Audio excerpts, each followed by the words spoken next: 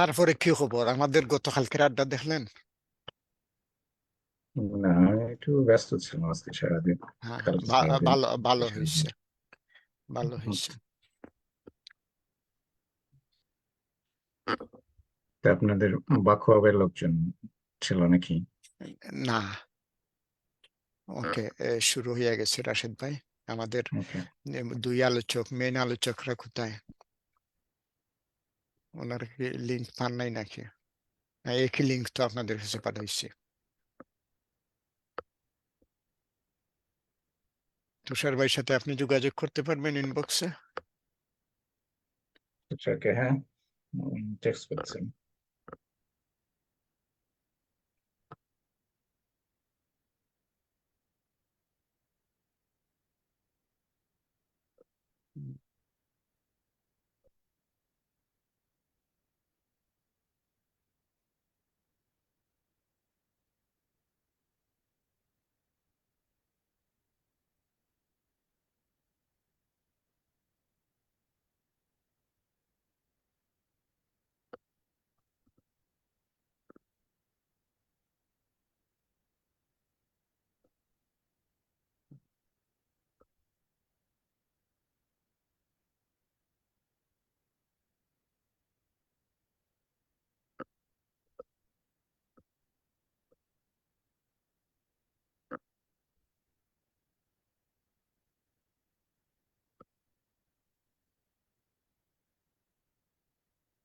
আশ্রম সবকিছুই তো দেখাচ্ছে, ঠিক দেখাচ্ছে।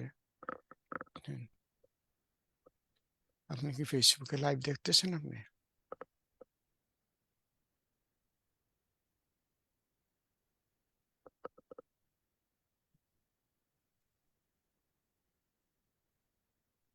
ওকে, শেয়ার।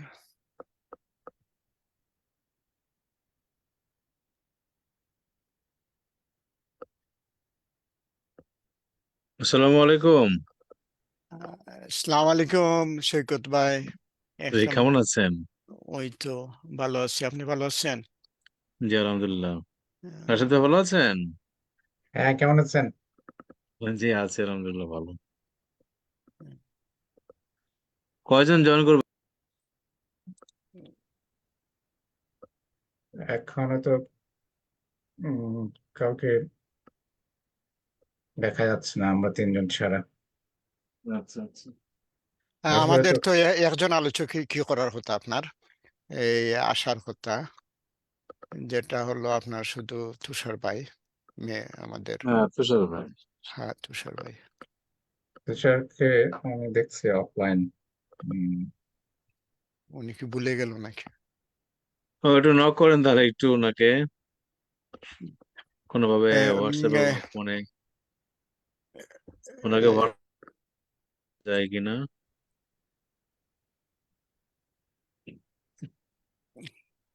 আর আমাদের প্রোগ্রামটা ইয়েতে না ফেসবুকে লাইভ হবে নাকি কবির ভাই? হ্যাঁ, অলরেডি লাইভ হচ্ছে। ও আচ্ছা অলরেডি। অলরেডি 7-8 জন এখন লাইনে আসছেন। শুধু দর্শক মন্ডলী, আচ্ছা আমরা কিছুক্ষণের মধ্যে আমাদের আনুষ্ঠানিক আলোচনা শুরু করব। আমরা আমাদের একজন আলোচকের জন্য অপেক্ষা করছি। আপনারা যারা এই মুহূর্তে আমাদের সাথে আছেন, আমাদের সাথে আসার জন্য, থাকার জন্য আপনাদের সবাইকে ধন্যবাদ। এটা আমরা যার যার পেজে শেয়ার দিতে পারবো না?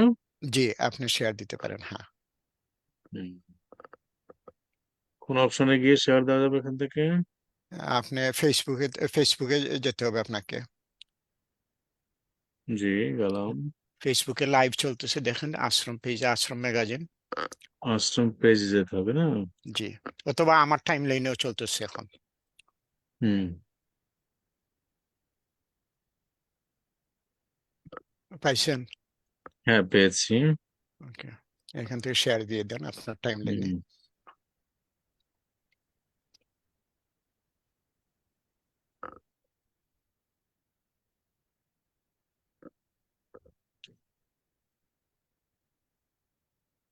ইয়া, আপনি শেয়ার দিচ্ছেন, রাশিদ ভাই দেখতেছে।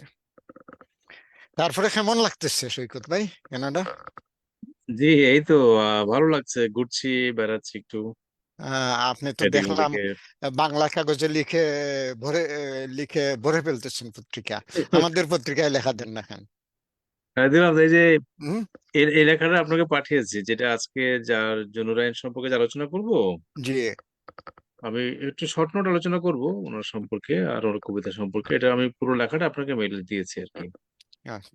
এটা সুযোগ হলে আপলোড করে দিয়েন, তাহলে লেখাটা অন্যরা পড়তে পারবে পরে। হ্যাঁ, এটা দিয়ে দিব আজকে। এটা আলোচনাটা শেষ করে দিয়ে দিব। হুম। আর এমনি আমাদের আপনি তো আরেকবার মনে হয় কানাডাতে আসছিলেন না? এসেছিলেন না না, আমি এটা ফার্স্ট টাইম। ফার্স্ট টাইম নেই? জি জি।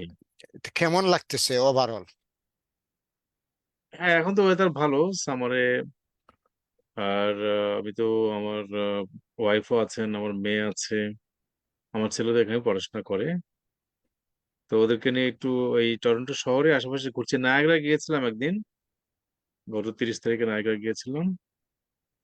আর টরন্টোতে ঘুরছি, গুয়েলফে একটু যাওয়ার কথা, একটা দাওয়াত আছে, ওখানে যাবো একটু। আচ্ছা, আপনি বোধহয় মহাসিন ভাইকে চেনেন না? হ্যাঁ হ্যাঁ, চিনি, হ্যাঁ। মহাসিন ভাইয়ের সঙ্গে আপনার একটা ছবি দেখলাম আমি ওই দিন। হুম। মহাসিন ভাই আমার কলিগ ছিলেন, আমরা একসঙ্গে চাকরি করেছি ঢাকায় কমার্স কলেজে। কোন মহসিন ভাইয়ের সাথে? মহসিন আলী। ও, মহসিন আলী, ওকে। হ্যাঁ হ্যাঁ, অটোতে থাকেন মহসিন আলী। হ্যাঁ হ্যাঁ হ্যাঁ, চিনি তো উনি, হ্যাঁ। চাঁপাইনবাবগঞ্জে বাড়ি, উনি ঢাকা হ্যাঁ কমার্স হ্যাঁ, কলেজে ইংলিশের প্রফেসর ছিলেন।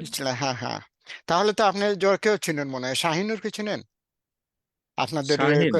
শাহিন, হ্যাঁ। সেও তো আপনার ওইখানে কিছুদিন কি করছে আপনার পড়াশোনা, এটা হ্যাঁ, মহসিন ভাইয়ের কলিগ ছিল, জুনিয়র। সে আমাদেরও মনে হয় আপনার 7-8 বছরের জুনিয়র হবে। ও এখন কোথায় আছেন উনি? সে শাহিনুর এখন অটোয়াতে ছিল, এখন দেশে আছে। ও দেশে আচ্ছা আচ্ছা। দেশে পার্মানেন্টলি চলে গেছে, ওইখানে ব্যবসা করতেছে এখন। ও চলে গেছে, আচ্ছা আচ্ছা, বুঝতে হুম, পেরেছি। হুম। মহসিন ভাই আমি অনেকদিন কাজ করেছি একসাথে, আচ্ছা আচ্ছা, প্রায় 8 বছরের মতো। ওকে। হম। ওনার সঙ্গে গত সপ্তাহে কথা হলো। আচ্ছা উনি তো এখন ইয়েতে আছে, সার্বিয়াতে আছেন। আচ্ছা। তে ঈদের যে আগে কথা হইছে, হয়েছে। রাশেদ ভাই, আমার মনে হয় এই কি বলে এটাকে, যে তুষার ভাইয়ের মনে হয় কোনো কাজে আটকা পড়ছে, পরে কি রেসপন্স পাইছেন আপনি কিছু?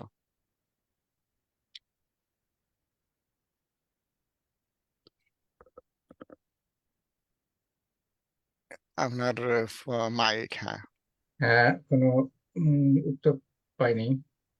কিন্তু এখন 9টা 8 বেজে গেছে, আমার মনে হয় হ্যাঁ, এখন আমাদের শুরু করা উচিত। আমাদের শুরু করা উচিত, হ্যাঁ।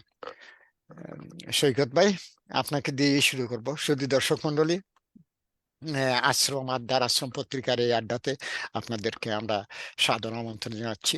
বাংলাদেশে যারা আছেন, আমাদের বাংলাদেশ কলকাতাতে যারা আছেন, তাদেরকে শুভ সকাল। এবং অথবা বা কানাডা, আমেরিকা থেকে যারা আমাদের এই অনুষ্ঠান সরাসরি প্রচারিত অনুষ্ঠান দেখছেন, তাদেরকে শুভ সন্ধ্যা। আপনাদের সবাইকে আমাদের আজকের আলোচনায় আমন্ত্রণ। আমাদের এই আড্ডা কানাডা থেকে প্রকাশিত বাংলা সাহিত্যের ওয়েবসাইট ashramBD.com আয়োজিত একটি আলোচনা অনুষ্ঠান। আলোচনাটি আমরা জুম মিটিং এর মাধ্যমে আমাদের পত্রিকার পেজে সরাসরি প্রচারিত করে থাকি, এবং এখনো সেটা প্রচারিত হচ্ছে আমাদের পেজে। আমাদের এই আয়োজনের মূল উদ্দেশ্য আশ্রমের লেখক ও পাঠকদের সাথে একটি সেতুবন্ধন তৈরি করা। এই আড্ডা সবার জন্য উন্মুক্ত, সবাই অংশ নিতে পারবেন। যেহেতু আমাদের মূল আলোচনাটি জুম মিটিং রুমে অনুষ্ঠিত হয় এবং সেই মিটিংটি আশ্রমের ফেসবুক পেজে সরাসরি প্রচারিত হয়, সেই জন্য আপনাকে আলোচনা শুরুর আগেই লিংকের জন্য আমাদেরকে বলতে হবে।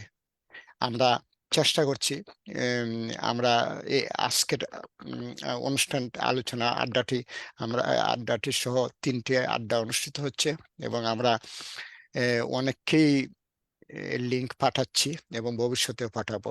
তারপরেও আপনাদের কাছে অনুরোধ, আপনারা যারা বিভিন্ন বিষয় আসে সাহিত্য সম্পর্কিত অথবা আমাদের জীবন সম্পর্কিত কোনো বিষয় নিয়ে আলোচনায় অংশ নিতে আগ্রহী, তারা আমাদের সাথে যোগাযোগ করতে পারেন। আমরা আপনাদেরকে নিয়েই আলোচনা করতে চাই, বিশেষ করে আশ্রমে যারা আপনারা লিখেন তাদেরকে নিয়ে, আশ্রম যারা পড়েন তাদেরকে নিয়ে। শুধু দর্শক মন্ডলী, আপনারা জানেন আমরা আজকে আমাদের আলোচনার বিষয় দুটো পর্বে ছিল। একটি পর্বে আমরা বাংলাদেশের একজন লেখককে নিয়ে আলোচনা করব, বাংলাদেশের সাহিত্য চর্চা নিয়ে আলোচনা করব। আর একটা অংশ ছিল আমাদের, যে প্রবাসী যারা বাংলা সাহিত্য চর্চা করেন তাদের সুবিধা অসুবিধা অথবা সাহিত্যের যে পটভূমি কি হওয়া উচিত তা নিয়ে আলোচনা করব। এবং আমাদের সাথে দুজন আলোচক থাকার কথা। একজন অলরেডি আমাদের সাথে, আপনারা দেখতে পাচ্ছেন, জাতীয় ইউনিভার্সিটির, বাংলাদেশ ন্যাশনাল ইউনিভার্সিটির বাংলা বিভাগের অধ্যাপক ডক্টর ফজলুল হক সৈকত আমাদের সাথে আছেন। আমাদের প্রথম আড্ডাতেও উনি ছিলেন, এবং আমাদের সৌভাগ্য যে উনি এখন কানাডাতে বেড়াতে আসছেন। কানাডাতে কিছুদিন আরো থাকবেন, সেজন্য হয়তো আমরা খুব তাড়াতাড়ি পেয়ে যাচ্ছি ওনাকে। থ্যাংক ইউ সৈকত ভাই আমাদের আমন্ত্রণে সাড়া দেওয়ার জন্য। তো শুধু দর্শক মন্ডলী, ধন্যবাদ আপনাদেরকে। আমরা আলোচনা জিনিসটা যে আমরা যখন সৈকত ভাইকে বলেছি যে না, আপনি বাংলা সাহিত্য নিয়ে এ, এ, বর্তমান প্রজন্মের কোনো লেখক নিয়ে আলোচনা করেন, অথবা সমসাময়িক লেখক এবং তাদের সাহিত্যকর্ম নিয়ে আমাদের সাথে আলোচনা করেন, আমরা বাংলাদেশের সাহিত্য কিভাবে চর্চা চর্চা করা হচ্ছে, সুবিধা অসুবিধা কি, তা আপনার কাছ থেকে জানতে চাই আমরা। এবং বিশেষ করে আপনি যোগ্য একজন প্রার্থী, ডক্টর ফজলুল হক সৈকত যোগ্য একজন প্রার্থী এই কারণে, কারণ উনি বাংলার একজন অধ্যাপক, একজন লেখক, এবং একটা বিশ্ববিদ্যালয়ে অধ্যাপনা করছেন এখনো। যা উনি আমাদেরকে কিছু বিষয় দিয়েছিলেন আলোচনার জন্য, এবং আমার কাছে মনে হয়েছে যে ওই পাঁচটা বিষয় উনি দিয়েছিলেন পাঁচজন লেখক এবং তাদের সাহিত্যকর্ম নিয়ে আলোচনার জন্য, কিন্তু আমি বেছে নিয়েছি জুন্নুন জুন্নু রাইন নামে একজন লেখক। আমি যখন আমি ওনার লেখার সাথে পরিচিত নই, গুগল করতে গিয়ে দেখলাম যে না, যার জন্ম 1982-তে, এবং আমরা তখন দেশ ছাড়ার চিন্তা করছি যে দেশ থেকে এই কিভাবে বের হওয়া যায়। তখন জন্ম নেওয়ার এই ছেলে লেখক, এবং তার সম্বন্ধে আমরা আজকে সৈকত ভাইয়ের কাছ থেকে জানতে পাবো, এবং আশা করি আমাদের জানার যে ভান্ডারটা আরো সমৃদ্ধ হবে। শুধু আমি এখন আমাদের এই আলোচনায় আমি ডক্টর সৈকতকে আমন্ত্রণ জানাচ্ছি। সৈকত ভাই, প্লিজ। জি, ধন্যবাদ কবির ভাই, এই আশ্রম সাহিত্য আড্ডায় আমাকে সুযোগ করে দেওয়ার জন্য। এবং যারা এই আড্ডা অনুষ্ঠানের সঙ্গে যুক্ত আছেন, সামাজিক যোগাযোগের মাধ্যমে যারা শুনছেন এবং পরে যারা শুনবেন অনুষ্ঠানটি বা দেখবেন, তাদের সকলের জন্যই শুভকামনা। আহ রাশেদ ভাই, এই অনুষ্ঠানটা, গত অনুষ্ঠানটা রাশেদ ভাই চমৎকার ভাবে সঞ্চালনা করেছেন এবং বিভিন্ন বিষয় উপস্থাপনা করেছেন, সেটা খুব আনন্দের ছিল। এবং আশ্রম পরিবার বাংলাদেশের সাহিত্য নিয়ে এবং বাংলা সাহিত্য নিয়ে সারা বিশ্বে, যেটাকে আমরা বলছিলাম যে বিশ্ব বাংলা, বাংলাদেশের বাংলা, ভারতের বাংলা এবং বিশ্বের বিভিন্ন জায়গায় প্রবাসী বাঙালিদের হাতের যে বাংলা চর্চা ভাষা চলছে, এই সবগুলো নিয়ে আমাদের কবির ভাইয়ের এই আশ্রম পরিবারের একটা আগ্রহ আছে। এটা অত্যন্ত আনন্দের ব্যাপার। তবে আমরা যারা বাংলাদেশে থেকে লিখছি বা যারা লিখছেন অথবা যারা প্রবাসে আছেন, এই সকলেরই সাম্প্রতিক বাংলা সাহিত্য নিয়ে এক ধরনের আগ্রহ কাজ করে। এ সম্পর্কে বিভিন্ন আলোচনা আমরা শুনেছি, বিভিন্ন আলোচনা শুনছি, বিভিন্ন পত্রপত্রিকায় পড়ছি। আহ অনেকে অনেক ফেসবুকে এই বিষয়ে পোস্ট দেন, সে বিষয়ে মন্তব্য করেন। এর মধ্যে নেতিবাচক ইতিবাচক সব রকম দিকে আছে। সমকালের সাহিত্য মূল্যায়ন করাটা কঠিন কাজ, আহ কিন্তু মূল্যায়ন হওয়া দরকার। একজন কবি কিংবা লেখক, ঔপন্যাসিক, নাট্যকার, যে কোনো ধরনের শিল্পী হোক না কেন, তার জীবনকালে তার সম্পর্কে যদি মূল্যায়ন হয়, আলোচনা হয়, তাহলে সেটা যেমন ওই লেখকের জন্য ভালো, তিনি জানতে পারেন তার লেখা সম্পর্কে কেমন আলোচনা হচ্ছে, এবং পাশাপাশি পাঠকও তার সমকালে একজন কবিকে কিংবা লেখককে দেখতে পান, তার সম্পর্কে কথা বলার সুযোগ পান, আলোচনা করতে পারেন, তাকে নিয়ে আড্ডা দিতে পারেন, তার সঙ্গে গল্প করতে পারেন। এই বিষয়গুলো আমাদের মাথায় রাখতে হয়। সেজন্য কবির ভাইকে আবারও ধন্যবাদ দিচ্ছি, এবং আশ্রম পরিবারের সঙ্গে যারা যুক্ত দেশে বিদেশে সবাই আছেন, সবাইকেই আমরা শুভেচ্ছা জানাচ্ছি। জুন্নুর আইন, আপনারা শুনলেন কবির ভাই বললেন যে তার জন্ম 1982 সালের 5 নভেম্বর বরিশালের ভোলায়। আহ তুলনামূলক সে খুবই তরুণ একজন কবি। এবং আপনারা, আমি যদি শেয়ার দিতে পারি, এখান থেকে শেয়ারের অপশন নিশ্চয়ই আছে না? শেয়ার দিতে পারলে আমি দেখাতে পারতাম। কবির শেয়ার শেয়ার দেওয়া যাবে তো এখান থেকে? হ্যালো? আমি শেয়ার একটু, শেয়ার স্ক্রিনে ক্লিক করেন। জি জি, আমি একটু দেখাচ্ছি। শেয়ারে কিছু কিছু স্ক্রিন আমি এখানে,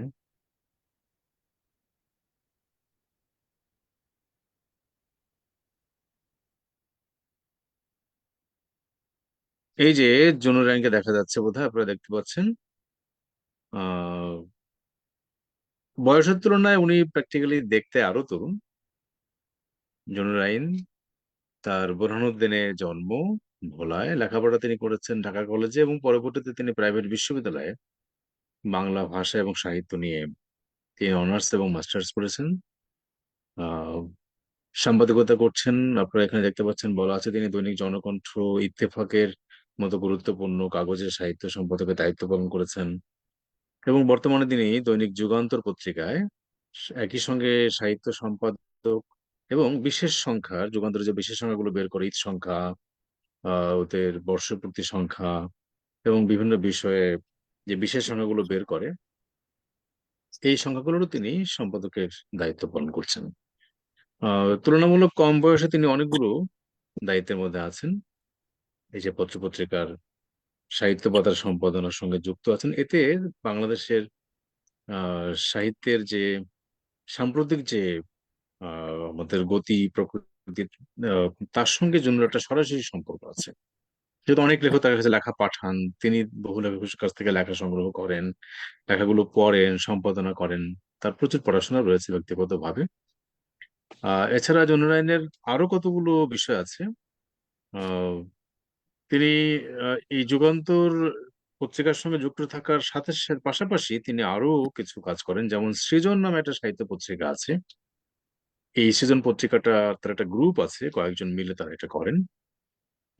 আহ এটা পত্রিকা আকারও প্রকাশিত হয়, এছাড়া অনলাইনেও পাওয়া যায়, সেজন্য আপনারা সার্চ দিলে পাবেন। সেখানে অনেক গুরুত্বপূর্ণ লেখা তিনি প্রকাশ করেছেন, বিভিন্ন লেখার অনুবাদও তিনি সেখানে প্রকাশ করেছেন, এবং তার যে সম্পাদিত পাতা, সেখানেও উনি নিয়মিত অনুবাদের উপরে গুরুত্ব দিয়ে থাকেন। এটা একটা বিশেষ আহ গুরুত্বের বিষয়, আহ, উল্লেখ করার মতো বিষয় যে আমাদের নিয়মিত আমাদের রেগুলার সাহিত্য চর্চার পাশাপাশি যদি আমরা অনুবাদ করতে পারি বিভিন্ন ভাষা থেকে সাহিত্যগুলো, তাহলে সেটা পাঠকের জন্য উপকার হয়। এছাড়া উনি নিয়মিত সাহিত্যের আড্ডাও করেন। আপনারা যারা ঢাকার সম্পর্কে ধারণা আছে, যুগান্তর পত্রিকা, এটা আপনারা জানেন যে যমুনা গ্রুপ, যেটা আহ, যমুনা ফিউচার পার্ক এর সঙ্গেই যুগান্তর টেলিভিশন, এবং এখানে আমাদের যমুনা টেলিভিশন এবং যুগান্তর পত্রিকার অফিস, তারই কাছাকাছি একটি জায়গায় একটা রেস্টুরেন্টে আমিও দু একটা আড্ডা গিয়েছি। যেমন আশ্রম সাহিত্য আড্ডা হচ্ছে এখানে অনলাইনে, তেমনি তেমনি জনুরায়ন নিজে সাহিত্য শিল্পীদের নিয়ে আড্ডার ব্যবস্থা করেন। এটা প্রত্যেক শুক্রবার উনি বিকালের দিকে করেন একটি রেস্তোরাঁয়। সেখানে বিভিন্ন বয়সের, বিভিন্ন চিন্তার, বিভিন্ন দর্শনের, শুধু কবি সাহিত্যিক নন, ওখানে আমি দেখেছি যেমন যারা ফিল্মে কাজ করেন, অথবা অভিনেতা নাটকে কাজ করেন, অনেকে হয়তো ছবি আঁকেন, কেউ হয়তো ডিজাইনে কাজ করেন। আম, এরকম বিভিন্ন পেশার, শিল্প সাহিত্যের বিভিন্ন শাখার যে লোকগুলো আছে, আহ, এরকম লোকদের নিয়ে তিনি একটা সাহিত্য আড্ডার আয়োজন করেন নিয়মিত সেখানে। এবং যে যখন অ্যাভেলেবল, রেগুলার মেম্বার হয়তো সবসময় না, আজকে যারা উপস্থিত থাকছেন হয়তো পরের মিটিং এ তারা নাই, পরের আড্ডায় তারা নাই, কিন্তু নতুন লোক আছে, আবার অন্য আড্ডা অন্য লোক আছে। এভাবে বিভিন্ন লোককে তিনি একত্রিত করার চেষ্টা করেন। সম্প্রতি তিনি কিছু গুরুত্বপূর্ণ কাজও করেছেন প্রকাশনার। এই যে আড্ডা, এর মধ্য দিয়ে কিছু গুরুত্বপূর্ণ পাঠচক্র হয়, বইগুলো নিয়ে, বই নিয়ে আলোচনা হয়, বিভিন্ন পত্রপত্রিকার আলোচনা হয়, অনেকের লেখালেখি নিয়ে আলোচনা হয়, এবং তিনি কিছু গুরুত্বপূর্ণ বই প্রকাশও করেছেন। এই সৃজন যে পত্রিকাটি করেন তারা, আহ তারই উদ্যোগে তারা প্রকাশ করেছেন। কাজেই জনুরাইন একাধারে সাহিত্য সম্পাদক, তিনি কবি, সাহিত্য সংগঠক, এবং সাহিত্য আড্ডার একজন আয়োজক হিসেবে ঢাকায় যারা এই সমকালে এখন যারা সাহিত্য চর্চা করছেন, তাদের প্রায় সকলের কাছে জেনুইন একটা পরিচিত নাম। হয় বহির্বিশ্বের লোকেরা তাকে কতটা চেনেন আমি জানি না, কিন্তু বাংলাদেশে যারা সাহিত্য চর্চা করছেন, বর্তমানে লেখালেখি করেন, তারা জনুরাইনকে চেনেন, জনুরাইনের নাম জানেন। আহ, আর তার আরেকটি বৈশিষ্ট্য হচ্ছে তিনি অত্যন্ত বিনয়ী, খুব মৃদুভাষী তিনি, সকলের সঙ্গে তিনি সুসম্পর্ক রাখেন, যেটা আমাদের সাহিত্যের একটা প্রধান সমস্যা আমরা দেখেছি সমকালে। বিভিন্ন গ্রুপ মেনটেন করা হয়, বিভিন্ন দৃষ্টিভঙ্গি, বিভিন্ন দর্শন, বিভিন্ন চিন্তার মানুষদের নিয়ে আহ এক ধরনের হয়তো উম, চক্র, নেগেটিভ অর্থে না, পজিটিভ অর্থেই এক এক ধরনের দৃষ্টির চিন্তার লোকেরা তো থাকবেই। এক এক কাগজে এক এক দর্শন দর্শনের লোকেরা লিখতে পারে, এক এক পত্রিকা এক এক দর্শন নিয়ে তৈরি হয়। এই এই নানান রকম, এটাকে আমি বলি যে সাহিত্যের রাজনীতি, অথবা সাহিত্যের দল ও রাজনীতি। এখানে দল এবং রাজনীতিও আছে, সাহিত্য নিয়ে রাজনীতি আপনারা জানেন। এখানে দলও থাকে, এখানে ধর্মীয় চিন্তা থাকে, রাজনৈতিক চিন্তা থাকে, এখানে দর্শনগত চিন্তা থাকে। এই সবকিছুর মধ্যে থেকেও জন্য চেষ্টা করেন আহ সকল ধরনের, সকল দর্শনের, সকল চিন্তার, সকল ধর্মের লোকেদের সঙ্গে একটা ভালো যোগাযোগ রেখে, যেটাকে আমরা পিওর সাহিত্য বলি বা প্রকৃত সাহিত্য চর্চার যে ধারাটা, সেটা তিনি অব্যাহত রাখার চেষ্টা করছেন। আহ, এই জন্য জন্যকে আমি ব্যক্তিগতভাবে পছন্দ করি যে তার এই যে ব্যক্তিগত দর্শন, ঠিক যাকে যে জায়গাটা দরকার, অথবা যাকে দিয়ে যে লেখাটা লেখানো যেতে পারে, অথবা এই বিষয়ে যিনি আলোচনা করলে ভালো হতে পারে, এই বিষয়গুলো সে খেয়াল রাখে। এখানে তার ব্যক্তিগত পছন্দ অপছন্দের তুলনায় বরং জন্য বেশি গুরুত্ব দেন যে যিনি লিখলে অথবা আলোচনা করলে ওই বিষয়টা তাৎপর্য পাবে, বেশি গুরুত্ব পাবে, এদিকে জন্য একটু খেয়াল রাখেন। এজন্য সবার সঙ্গে সে যোগাযোগ রাখার চেষ্টা করে। আহ আর তার কবিতা চর্চার মধ্যে আমরা যেটা খেয়াল করি, যে জন্য সমকালীন মানুষ, এই সময়ের যে আমাদের জীবন ব্যবস্থা, মানুষের যে অস্থিরতা, মানুষের প্রত্যাশা, এই বিষয়গুলোকে তিনি কবিতা আনার চেষ্টা করেছেন। আহ, আমি আপনাদেরকে চুন্নুর কয়েকটা কবিতা একটু পড়ে শোনাবো, যে বইটা নিয়ে আমরা আলোচনা করছি, এয়া বইটা নিয়ে। আহ, এবং তারপরে আমি এটার আলোচনায় যাব। খুব বেশি লম্বা আলোচনা করব না, প্রথমে কয়েকটা কবিতা আপনাদেরকে একটু পড়ে শোনাই, তারপরে আমরা একটু আলোচনায় যাই।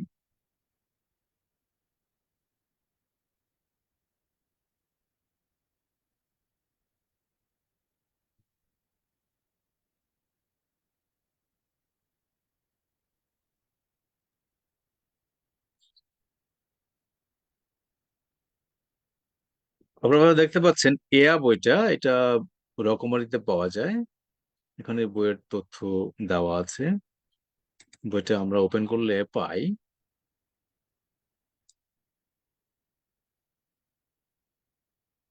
দেখতে পাচ্ছেন তো না কবির ভাই? বা অন্যরা দেখতে পাচ্ছেন?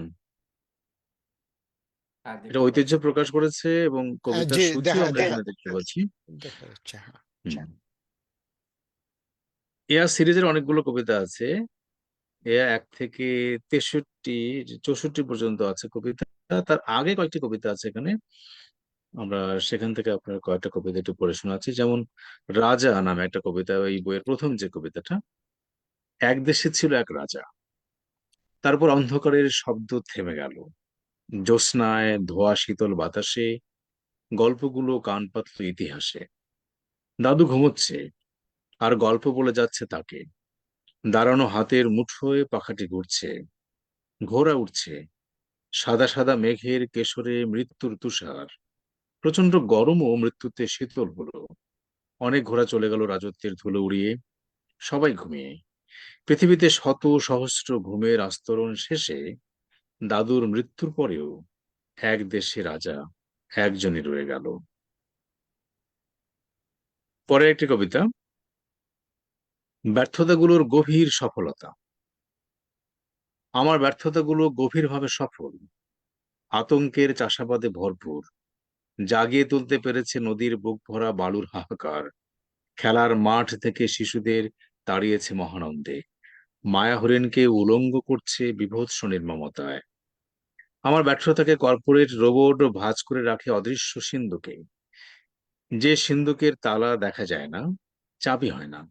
আমি আমার ব্যর্থতাকে আহত করতে পারি না। আমি শুধু একটি নদীকে ভালোবাসি, যে বহমান প্রতিটি সবুজ ঢেউয়ের পলকে, যে নদীটিকে মানুষ মুহূর্তের মধ্যে লুকিয়ে ফেলে প্রতারণার নিজস্ব পালকে, প্রতারণার নিজস্ব পালকে বা পালকে। আমার ব্যর্থতাগুলো এক একটি উদ্ভট রং প্রসব করে। আমি নিতে চাই না। ফেলানি, তনু, সাত খুন, বিশ্বজিৎ, সাগর রুনি, হজরত আলী, আয়েশা, হলি আর্টিজানকেও আমি মানি না। অথচ এড়াতে পারছি কিনা তা নিয়েই আমার ঘুমের সঙ্গে যুদ্ধ। আমার ব্যর্থতাগুলো সীমানায় আতঙ্ক এঁকে দেয়, এবং সেটা শুধুমাত্র সে আমাকেই দেখায়, আমাকে কাঁটাতারের সত্যতা শেখায়। আমি কোনোভাবেই দায়ী নই বনে আগুন দেওয়ার জন্য এবং মৃত্যুর বীজ রোপণের জন্য।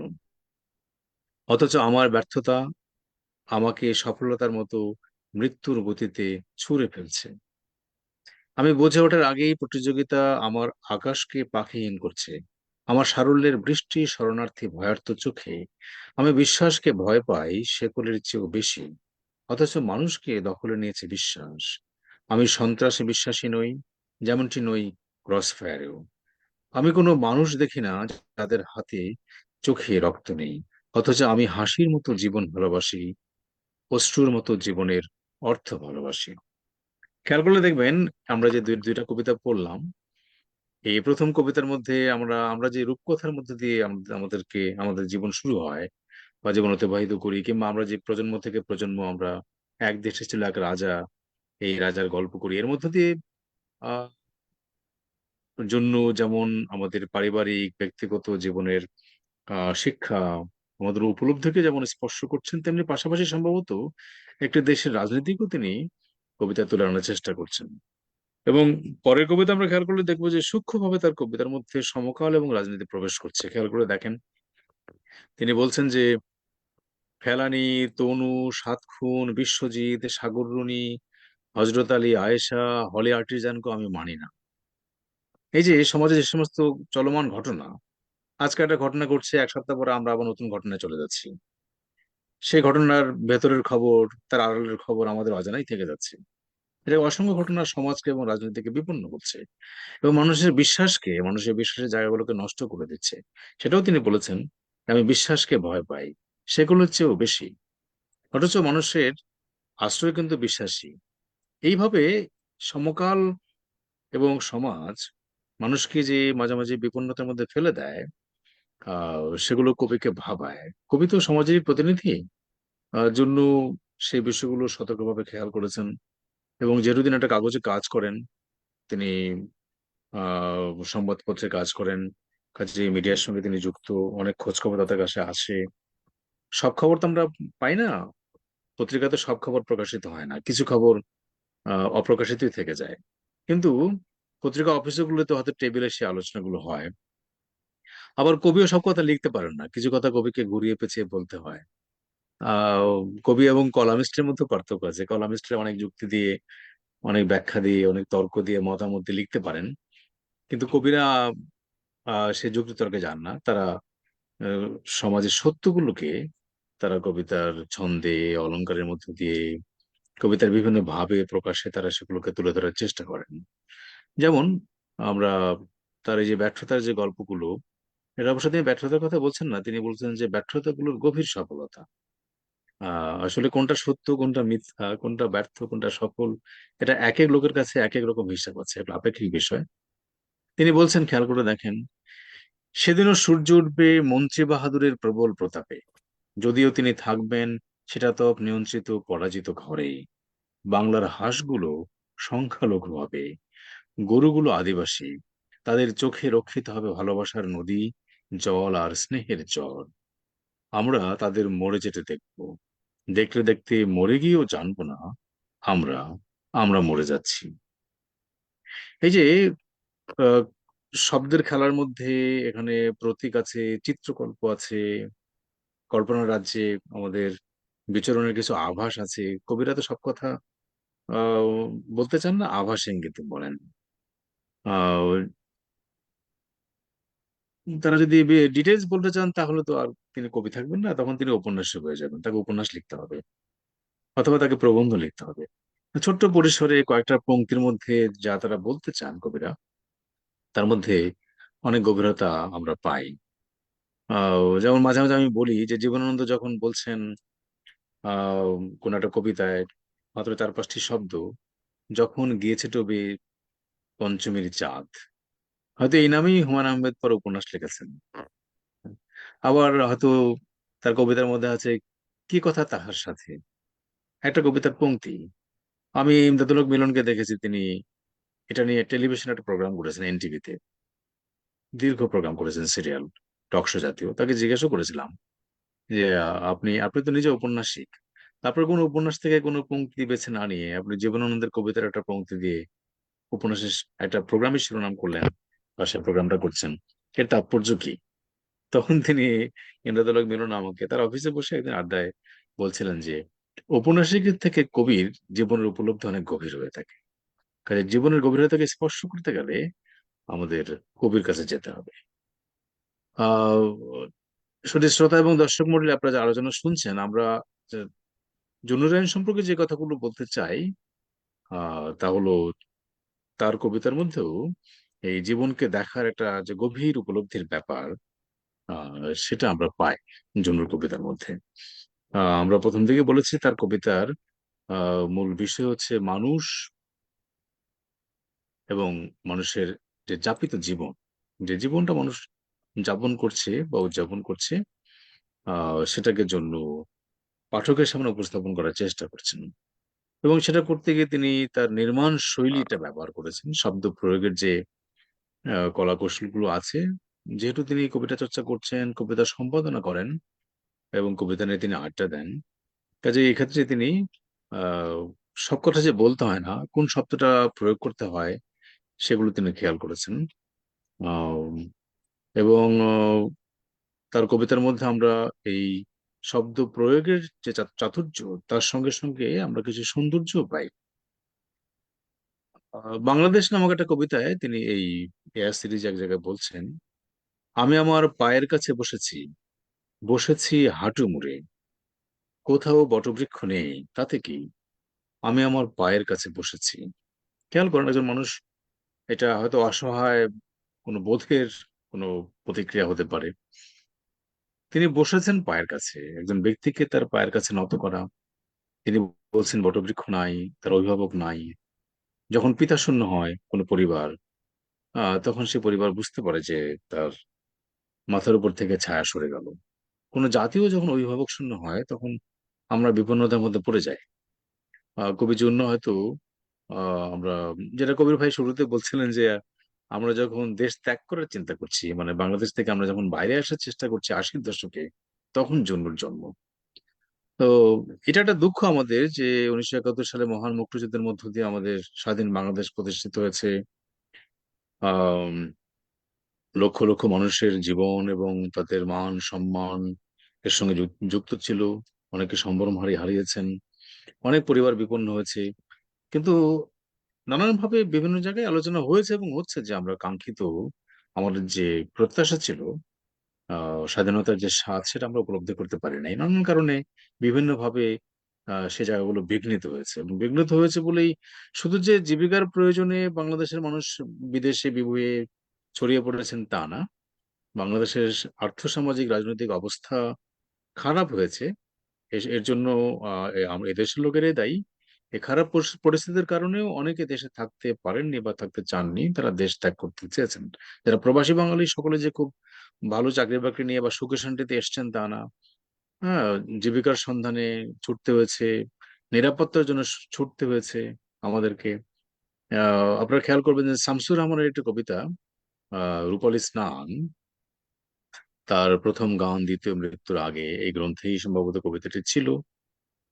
হয়তো কখনো আমার ঠান্ডা মৃতদেহ ফের খুঁজে পাবে কেউ শহরের কোনো নর্দমাতেই, সেখানে নোংরা পিছল জলের অগন্তি ঢেউ, খাবো কিছুকাল।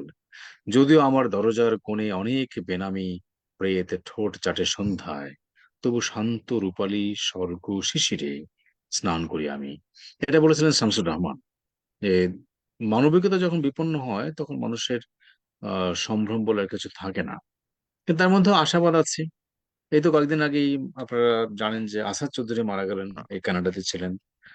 উনি টরন্টোতেই মারা গেছেন। খুবই আশাবাদী কবি ছিলেন আহ আসাদ চৌধুরী। এর আগে আপনারা কবি আহসান হাবীবের নাম জানেন, 40-এর দশকের কবি, বরিশালেরই লোক। আমাদের জন্য সেই অঞ্চলের মানুষ, তিনি প্রবল আশাবাদী কবি হিসাবে পরিচিত। তার দুই হাতে দুই আদিম পাথর, বিখ্যাত কাব্যগ্রন্থ ছায়া হরিণ, এগুলো তার আশাবাদের। মেঘ বলে চৈত্রে যাব, আহসান হাবীবের অত্যন্ত বিখ্যাত গ্রন্থ।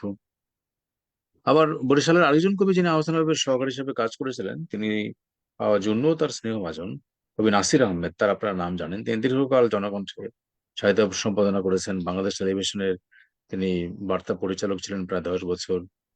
আহ তার একটা বিখ্যাত গান ফেরদৌস ওয়াহিদ গেয়ে থাকেন, এমন একটা মা দেয় না যে মায়ের সন্তানরা কান্দে আবার হাসতে জানে। কাজেই বাংলাদেশের কবিরা বারবার আশাবাদের মধ্যে দিয়ে আছে।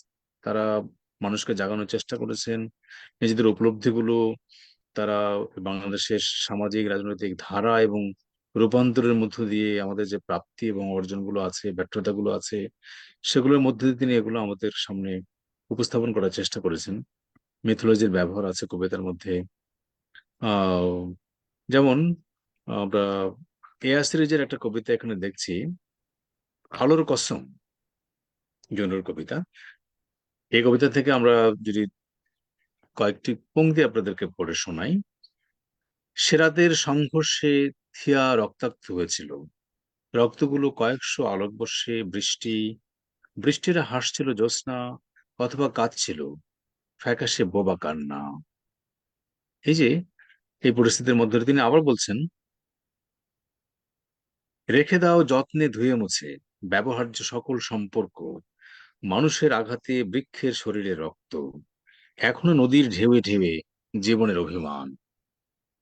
আপনারা যারা এই যে কানাডা, অস্ট্রেলিয়ায়, ইউকে অথবা ইউরোপের বিভিন্ন দেশে, আমেরিকা আছেন, সভ্যতা যেখানে এগিয়েছে সেখানে নিশ্চয়ই আপনারা জানেন যে আহ মানবতা অনেক অগ্রসর রয়েছে, সভ্যতা অগ্রসর রয়েছে। এখানে মানুষকে প্রকাশ্যে পিটিয়ে মেরে ফেলা অথবা ক্রস ফায়ার, বিনা বিচারে হত্যাকাণ্ড, এগুলো রেকর্ড খুব কম অথবা নাই বললেই চলে। যেগুলো হয়তো বাংলাদেশে আমরা সেই জায়গাটায় বিচার বিভাগের স্বাধীনতা, মানুষের মৌলিক অধিকার, কথা বলার অধিকার, সেগুলো থেকে হয়তো বাংলাদেশের নাগরিকরা ইউরোপ আমেরিকার মতো, অস্ট্রেলিয়ার মতো, কানাডার মতো সেই সুযোগগুলো পায় না, বা আমরা সেগুলো পাই না। কিন্তু এর মধ্যে দিয়ে আমাদেরকে প্রতিদিন আমাদেরকে এই যাপিত জীবন আমাদেরকে উপভোগ করতে হয়। এবং আমরা সবসময় খেয়াল রাখি, যেমন আবুল হাসানের একটা কবিতার কথা আমি প্রায় বলে থাকি। আমি জুন্নুর কবিতা আলোচনা করতে গিয়েও জুন্নুর কবিতায় যে ছোট ছোট কবিতায় স্বল্প বাক্যে তিনি যেভাবে জীবনকে ধারণ করেছেন, এটাকে অনেক সময় আমি তুলনা করি যে আবুল হাসান যেমন লিখেছিলেন, ঝিনুক নীরবে সহ, ঝিনুক নীরবে সহ, ঝিনুক নীরবে সহে যাও, ভেতরে বিষের বালি, মুখ বুজে মুক্তা ফলাও। তেমনি যেমন তার কবিতা যেমন ক্লান্ত ক্লান্ত কিশোরের যেমন এই দুপুর যাপনকে তিনি চিন্তার মধ্য দিয়ে আহ সহ্য শক্তি অর্জনের মধ্য দিয়ে জীবনকে উপভোগ করতে বলেছিলেন, তেমনি জন্য আমাদের এই মানবিক বোধগুলোকে তিনি ধারণ করার কথা বলছেন। আমি একবার আব্দুল গাফার চৌধুরীর সঙ্গে আমার দেখা হওয়ার সৌভাগ্য হয়েছিল ঢাকায় 2014 সালে। সেখানে মিলির রহমান ছিলেন, বিশিষ্ট মতিউর রহমানের স্ত্রী। তা আমি তাকে বলেছিলাম যে আপনারা বাংলাদেশ ভাষা আন্দোলনের সঙ্গে যুক্ত, দেশের স্বাধীনতার সঙ্গে যুক্ত, আপনারা মুক্তিযোদ্ধা, দেশে থাকেন না কেন, বিদেশে গিয়ে অবস্থান করছেন। দেশে থাকলে আহ বিভিন্ন প্রভাত ফেরিতে বিভিন্ন জেলায় বিভিন্ন অঞ্চলে মানুষের সঙ্গে আপনি থাকলে এই প্রজন্ম আরো বেশি উদ্বুদ্ধ হতো। তো আপনি তো বহুদিন ধরে প্রবাসে আছেন, আব্দুল কাফার চৌধুরীকে বলছিলাম। তো তখন তুমি এর কোনো জবাব দেন নাই, উত্তর না দিয়ে তিনি বলেছিলেন যে তুমি কি করো, মানে তোমার পেশা কি। তো যাই হোক, তখন মিলিয়ে আবার বলছিল যে ও একটা বিশ্ববিদ্যালয়ে শিক্ষকতা করে। তা আমরা খুবই এটা নিয়ে আমাদের দুঃখবোধও আছে যে আমাদের দেশে প্রতিষ্ঠিত শিল্পী, সাহিত্যিক, কবি, বুদ্ধিজীবীরা বিভিন্ন দেশে ছড়িয়ে ছিটিয়ে পড়েছেন, বাংলাদেশের মাটি ছেড়ে, ভিটামাটি ছেড়ে। এগুলো নিশ্চয়ই কোনো দুঃখবোধ থেকে তারা করেছেন। এই যে আমাদের পরিবর্তন এবং রূপান্তর, আমাদের টিকে থাকা না থাকার যে সংগ্রাম, এই সংগ্রামগুলোকেও আহ এয়া কাব্যের একটা কবিতা আমরা পাই, এই জন্য লিখছেন। এই অংশটুকু আপনাদের পড়ে শোনাই। ভেবেছিলাম একদিন কোনো এক রাস্তার চায়ের দোকানে তোমার পাশে বসবো। আমাদের এক পাশে বসবে নীরবতা, অন্য পাশে সবুজ প্রকৃতি। তোমার চোখ দুটোতে নদী থাকবে, ভালোবাসার জল থাকবে, ঢেউ থাকবে। আমার জোয়ার ভাটায় তোমাকে ডানে বায়ে টানবো, কিন্তু তুমি তখনও আমার পাশেই থাকবে। পায়ের বুড়ো আঙুলের নখ নরম মাটি খুঁড়বে। সামনের শূন্য পথের দিকে তাকিয়ে আবারও বহু দূরে তোমাকে রেখে দিয়ে আমার পাশেই বসে থাকবো। এটা এই এয়া কাব্যের এয়া সিরিজের 17 নম্বর কবিতা, যেখানে আমাদের এই যে আমাদের স্বপ্ন, মানব সভ্যতা, আমাদের রক্ষার যে বিভিন্ন রকম আমরা চিন্তা, যেগুলো নিয়ে আমরা পৃথিবীর সংগ্রামের মধ্যে বসবাস করি, সেই বিষয়গুলোকে জন্য তুলে ধরার চেষ্টা করেছেন। এবং থে- এই রাত্রি এবং পৃথিবী আহ, যে ক্রমাগত আহ, আমাদের নানা রকম খেলা চলছে, এর সৈ- মধ্যে সৈ- সৈকত ভাই, আমি শেষ করে দিচ্ছি, আর 30 সেকেন্ডের মতো লাগবে। হ্যাঁ, এর মধ্যে দিয়ে এখানে আমাদের, রাখেন, এটা পরে শেষ করেন আপনি। জি জি, এইটাতে এবার পরে শেষ করেন, আবার আসবেন। আমরা আপনার এই একটা কথাতে আমি একটু ইন্টারফেয়ার করতে চাই, এবং পরে আমি তুষার ভাইয়ের কাছে যাব, এবং আপনার যেখান থেকে শেষ করে, এখন যেখানে আপনাকে বন্ধ বাদ দিচ্ছেন, এখান থেকে আবার শুরু করবেন আপনার পরের দিক দিয়া। কারণ আমি জান্নাতমণি পত্রিকাতে লিখেন, আপনাকে আমন্ত্রণ জানাচ্ছি। থ্যাংক ইউ ভেরি মাচ আমাদের সাথে যোগ দেওয়ার জন্য। আহ, এখন যেটা হইলো, সৈকত ভাই এর জুন্নুনের কথা বলতে গিয়ে যে জিনিসটা আমাদেরকে বলেছেন, যে কবিতা, গল্প, উপন্যাস আমাদের চলার পথে, আমাদের মানুষের জীবনে খুব ভালোভাবে এটার প্রতিচ্ছবি, ভালো এফেক্টনেস, যেটা আমাদের মন মানসিকতা তৈরি করতে সাহায্য করে। আমাকে কিছুদিন আমার একটা ক্লাসে আমার এক প্রফেসর বলছিলেন যে literature is a catalyst for change and has the unique power to shape society stably and profoundly. আমরা এখন সেই সাহিত্য নিয়ে আলোচনা করছি, এবং আমরা, আপনারা, সৈকত ভাই বা জান্নাতমণি, আপনারা যারা বাংলাদেশে থেকে সাহিত্য চর্চা করেন, আপনারা মানুষের মধ্যে থেকে করছেন, আপনারা পারিপার্শ্বিক অবস্থা দেখছেন এবং তা বর্ণনা করছেন। কিন্তু আমরা যারা বাইরে আছি, যারা কবিতা লিখি অথবা গদ্য লেখি, উপন্যাস লেখার চেষ্টা করি, আমরা কিন্তু বাঙালিদের সেই পরিবেশ দেখতে পাই না। আমরা, যেহেতু আমরা বাংলাদেশ থেকে অনেক দূরে, এবং অবশ্যই সে সে জায়গাতে আমরা পিছিয়ে।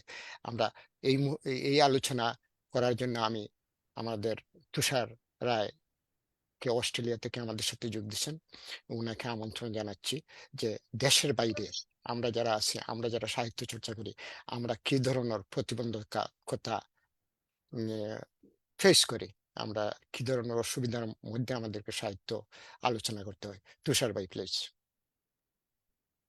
অনেক ধন্যবাদ কবির ভাই। সবাইকে শুভেচ্ছা জানাচ্ছি অস্ট্রেলিয়ার ক্যানবেরা থেকে। এখানে এখন সকাল 11টা 43 মিনিট। আমি একটু দেরিতে ঘুম থেকে উঠেছি, এবং যে কারণে আমি প্রথম প্রায় 15 মিনিট মিস করেছি। সাউন্ড একটু কম নাকি সবাই? আমি কম শুনতে পাচ্ছি নাকি সবাই কম শুনতে পাচ্ছেন? ওরা সবাই মনে হয় কম শুনতে হচ্ছে। সাউন্ড একটু ব- বাড়ানো যায় তো শ্রদ্ধা? এখন কি ঠিক আছে? এখন ঠিক আছে? আর একটু বাড়বে মনে হয়। এখন কি ঠিক আছে? এখন ঠিক আছে, হ্যাঁ। হ্যাঁ ঠিক আছে এখন। আইসি, বুঝতে পেরেছি। আমার হেডফোনটা সাইডে ছিল তো, হেডফোনের সাথে এই যে জি জি, মাউথ, এটা মাউথ পিস আছে মাইক্রোফোন, যেটা একটু দূরে আচ্ছা ছিল। সরি তো শ্রদ্ধা। That's okay, all good. আমি যে কথা বলছিলাম, যে আমি একটু দেরিতে শুরু করেছি। থ্যাংক ইউ রাশেদ ফোন করার জন্য। তো আমি কফি নিয়ে বসেছি। কালকে একটু অনেক রাতে ঘুমিয়েছি। তো যে আলোচনাটা আমি শুনছিলাম, সৈকত যে আলোচনা করছিলেন, খুব ঋদ্ধ একটি আলোচনা। আহ, বাংলাদেশের প্রেক্ষিতে যারা সাহিত্য চর্চা করছেন, কিছু উদাহরণ সহ, তাদের সাহিত্য কর্মসহ, এবং তাদের দৃষ্টিভঙ্গি, আহ, এবং যে চ্যালেঞ্জ তারা ফেস করে, তারা মোকাবেলা করে তারা সাহিত্য চর্চা করছেন। সেই চ্যালেঞ্জের কথা একটু পরে আসি আমি, কারণ সেই প্রসঙ্গে আমি অত্যন্ত সংক্ষেপে কিছু বলবো। আমি দীর্ঘ সৈকতের মতো আমি দীর্ঘ কিছু বলতে পারবো না, কারণ সেই প্রস্তুতি আমার নাই। আর আমি বলতে গেলে আমি খুব খুব গবেষণা করে তথ্য নিয়ে বিশ্লেষণ করে তারপরে কথাগুলি বলাটা আমি পছন্দ করি। এমনিতে বলতে পারি ঘন্টার পর ঘন্টা, কিন্তু আমি সেই বলাটা আমি আমি পছন্দ করি না। তো সে কারণে আমার বক্তব্যটা অত্যন্ত সংক্ষিপ্ত হবে। সবার কাছে আমি এটা আগেই বলে রাখি। আ যে কথাটা আমরা এখানে আলোচনা করবার জন্যে আজকে আমি মূলত বক্তব্য শুরু করেছি সেটা হচ্ছে প্রবাসে বাংলা সাহিত্য চর্চা করবার যে প্রতিবন্ধকতা, সেটাই তো মূল বক্তব্য আজকে। তো সেই বিষয়ে কথা আমি আমি বলব। তবে আমি রিয়েলি আই অ্যাপ্রিশিয়েট যে সৈকত যে আলোচনাটা করেছেন। আমি খুব উপভোগ করছিলাম আসলে আলোচনাটা। আমি এখন ফিরে আসি প্রবাসে বাংলা সাহিত্য নিয়ে এই যে চর্চা করবার যে প্রতিবন্ধকতা। আমি একটু আগে আ এই ওয়েব একটি পাতায় দেখছিলাম, বাংলাদেশী যারা বাইরে আছেন, যারা সাহিত্য চর্চা করেন, সেখানে তাদের একটা লিস্ট আছে। এটার পাতাটির নাম হচ্ছে বাংলাদেশী রাইটার্স অ্যাব্রড। ওখানে গেলে ১ম এই নাম আসে মনিকা আলী, নিয়ামত ইমাম কানাডাতে, আ আবির ইয়া ইউসুরিয়া হক, মারিয়া চৌধুরী, জিয়া হায়দার, এরকম নাম আছে। প্রায় ৪০ থেকে ৫০ জনের নাম আছে। কিন্তু আ লক্ষ্য করবার বিষয়টা হচ্ছে ওখানে বেশিরভাগই কিন্তু ইংরেজিতে সাহিত্য রচনা করছেন। বাংলাতে করছেন হাতে গোনা কয়েকজন। তো এখানে দুটো বিষয় আছে এখানে। এটা সৈকতও এটা অলরেডি এটা উল্লেখ করেছেন। এখন প্রবাসে যারা আছেন, প্রথমত তারা ইংরেজি সমাজে আছেন, ওখানে লিখছেন। আ আ যারা পড়বেন তারা বেশিরভাগই ইংরেজি পাঠক, এবং যে প্রজন্ম ওখানে বড় হচ্ছে তারাও কিন্তু ইংরেজিতেই পড়বেন, বাংলাতে পড়তে পারবেন না। মূলত হচ্ছে অর্থাৎ পাঠকের আমি ধরে নিচ্ছি যে ৯০% হচ্ছে ইংরেজি ভাষাভাষী। সুতরাং তাদের মাধ্যমটা হচ্ছে লেখার মাধ্যম হচ্ছে ইংরেজি। এখন এটা হচ্ছে একটা হচ্ছে প্রকাশের মাধ্যম। কিন্তু যে উপজীব্য সেটা কি বাঙালি সমাজের কিনা, আ বাঙালি মননের কিনা, সেটা একটা দেখবার বিষয় আছে। যদি তাই হয় তাহলে আমরা কিন্তু আমরা রিলেট করতে পারি যে হ্যাঁ, এটা ভাষাটা যদিও ইংরেজি তারপরেও কিন্তু আমরা আমাদের বাঙালির মননের, মূল্যবোধের এবং ইতিহাস ঐতিহ্য নিয়ে লেখা হচ্ছে। বাংলায় হলে সেটা সবচেয়ে ভালো হতো। অনেকে লিখছেন। অস্ট্রেলিয়াতে আছে, কয়েকজন আছেন, উপন্যাস লিখছেন, কবিতা লিখছেন। অ্যা এবং আমি নিশ্চিত আমেরিকাতে, কানাডাতেও আছেন, বাংলাতে লিখছেন। এখন কথা হচ্ছে যে এই যে বেশিরভাগ লেখক, কবি ইংরেজিতে লিখছেন, আ কেন লিখছেন? প্রশ্নটা কিন্তু ওখানে উত্তরটা ওখানে চলে আসে, কেন লিখছেন? প্রতিবন্ধকতা নিশ্চয়ই ওখানে আছে। আমি পাঠকের কথা আগে বলেছি। দ্বিতীয় বিষয়টি হচ্ছে যে সমাজে আমরা বাস করছি, সেই সমাজে বাংলা সাহিত্য, ইতিহাস, কবিতা, গল্প, উপন্যাস এগুলি নিয়ে আলোচনা করবার মতো, কিংবা এগুলি লেখার পরে আ সেগুলি নিয়ে কিছু সমালোচনা করবার মতো পরিবেশ কি সৃষ্টি হয়েছে সেখানে? আমার মনে হয় খুব কম লোকের জন্যই সেটা সম্ভব হয়। এ হলো ১। ২ হচ্ছে যে রেফারেন্স এর একটি ব্যাপার আছে।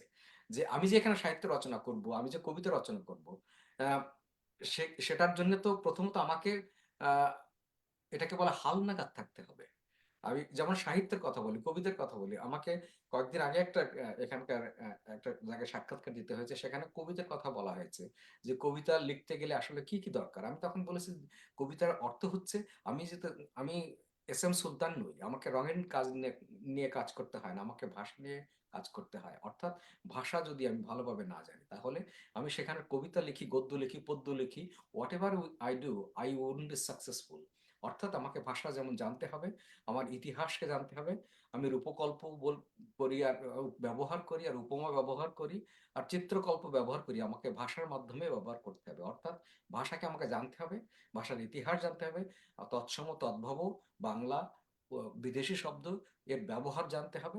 তবেই না আমি আমি কার্যকরীভাবে আমি কাব্যিক উপায়ে আমি কবিতা লিখতে পারবো। সাহিত্যে তার প্রয়োগটা আমি আমি জাস্টিফাই করতে পারবো। সো এই বিষয়টা কিন্তু খুব গুরুত্বপূর্ণ, এবং যে কারণে আমি এর ব্যত্যয় দেখেছি বহু মানুষের ক্ষেত্রে, এবং তার মধ্যে আমি আগেও গত আলোচনায় বলেছি, অনেক সাংবাদিক, সাহিত্যিক, কবি এদের লেখায় দেখেছি যে কি কি পরিমাণ ডেভিয়েশন আছে ভাষা ব্যবহারের ক্ষেত্রে, এটা আমি জানি না তারা এটা খেয়াল করেন কিনা, কিন্তু মনে হচ্ছে একটা মৌলিক একটা আহ, ঘাটতি থেকে গেছে যারা প্রবাসে আছেন তাদের ক্ষেত্রে। দেশে থাকলে এটা কাটিয়ে ওঠা সহজ হয়। আপনি কথা বলছেন বাংলায়, কথা আলোচনা করছেন, আপনি যেখানে যাচ্ছেন না কেন আপনি বাংলা পত্রিকা পড়ছেন, আহ, এবং যে সমস্ত লোকের সাথে প্রতিদিন কথা বলছেন, আপনি যদি ওই সাহিত্য জগতের সাথে যুক্ত থাকেন, তাহলে তাদের লেখায়, বলায়, কথায়, আচরণে আপনি দেখবেন যে এক ধরনের শিক্ষণীয় বিষয় উঠে আসছে যেটা প্রবাসে নাই। আমরা প্রতিনিয়ত আহ, আহ, ভিন্ন ভাষিক এবং সাংস্কৃতিক বলয়ে আমরা ঘোরাফেরা করছি। ফলে ওই যে আহ, যে যে বলবো আমি, যেটা বেনিফিট যেটা আমরা পাই বাঙালি সমাজ থেকে, সেটা আমরা পাই না। আমরা পাই না রেফারেন্স, আমরা পাই না সমাজ, আমরা পাই না প্যাট্রনস, আমরা পাই না আম, বাংলা পত্রিকা, আমরা পাই না বাংলা ম্যাগাজিন।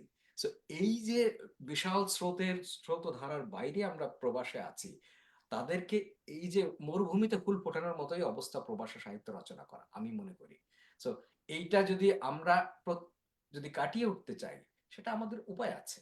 আপনাদের কানাডাতে, আমেরিকাতে, জ্যাকসন হাইটেও সেখানে বাঙালি পাড়া, সেখানে মনে হবে না যে আমি বাংলা একাডেমিতে আছি নাকি এক জ্যাকসন হাইটে আছি। সেখানকার পরিবেশটা আলাদা, ক্যানবেরা আলাদা, আম, কারণ এখানে ওই পরিবেশ নয়।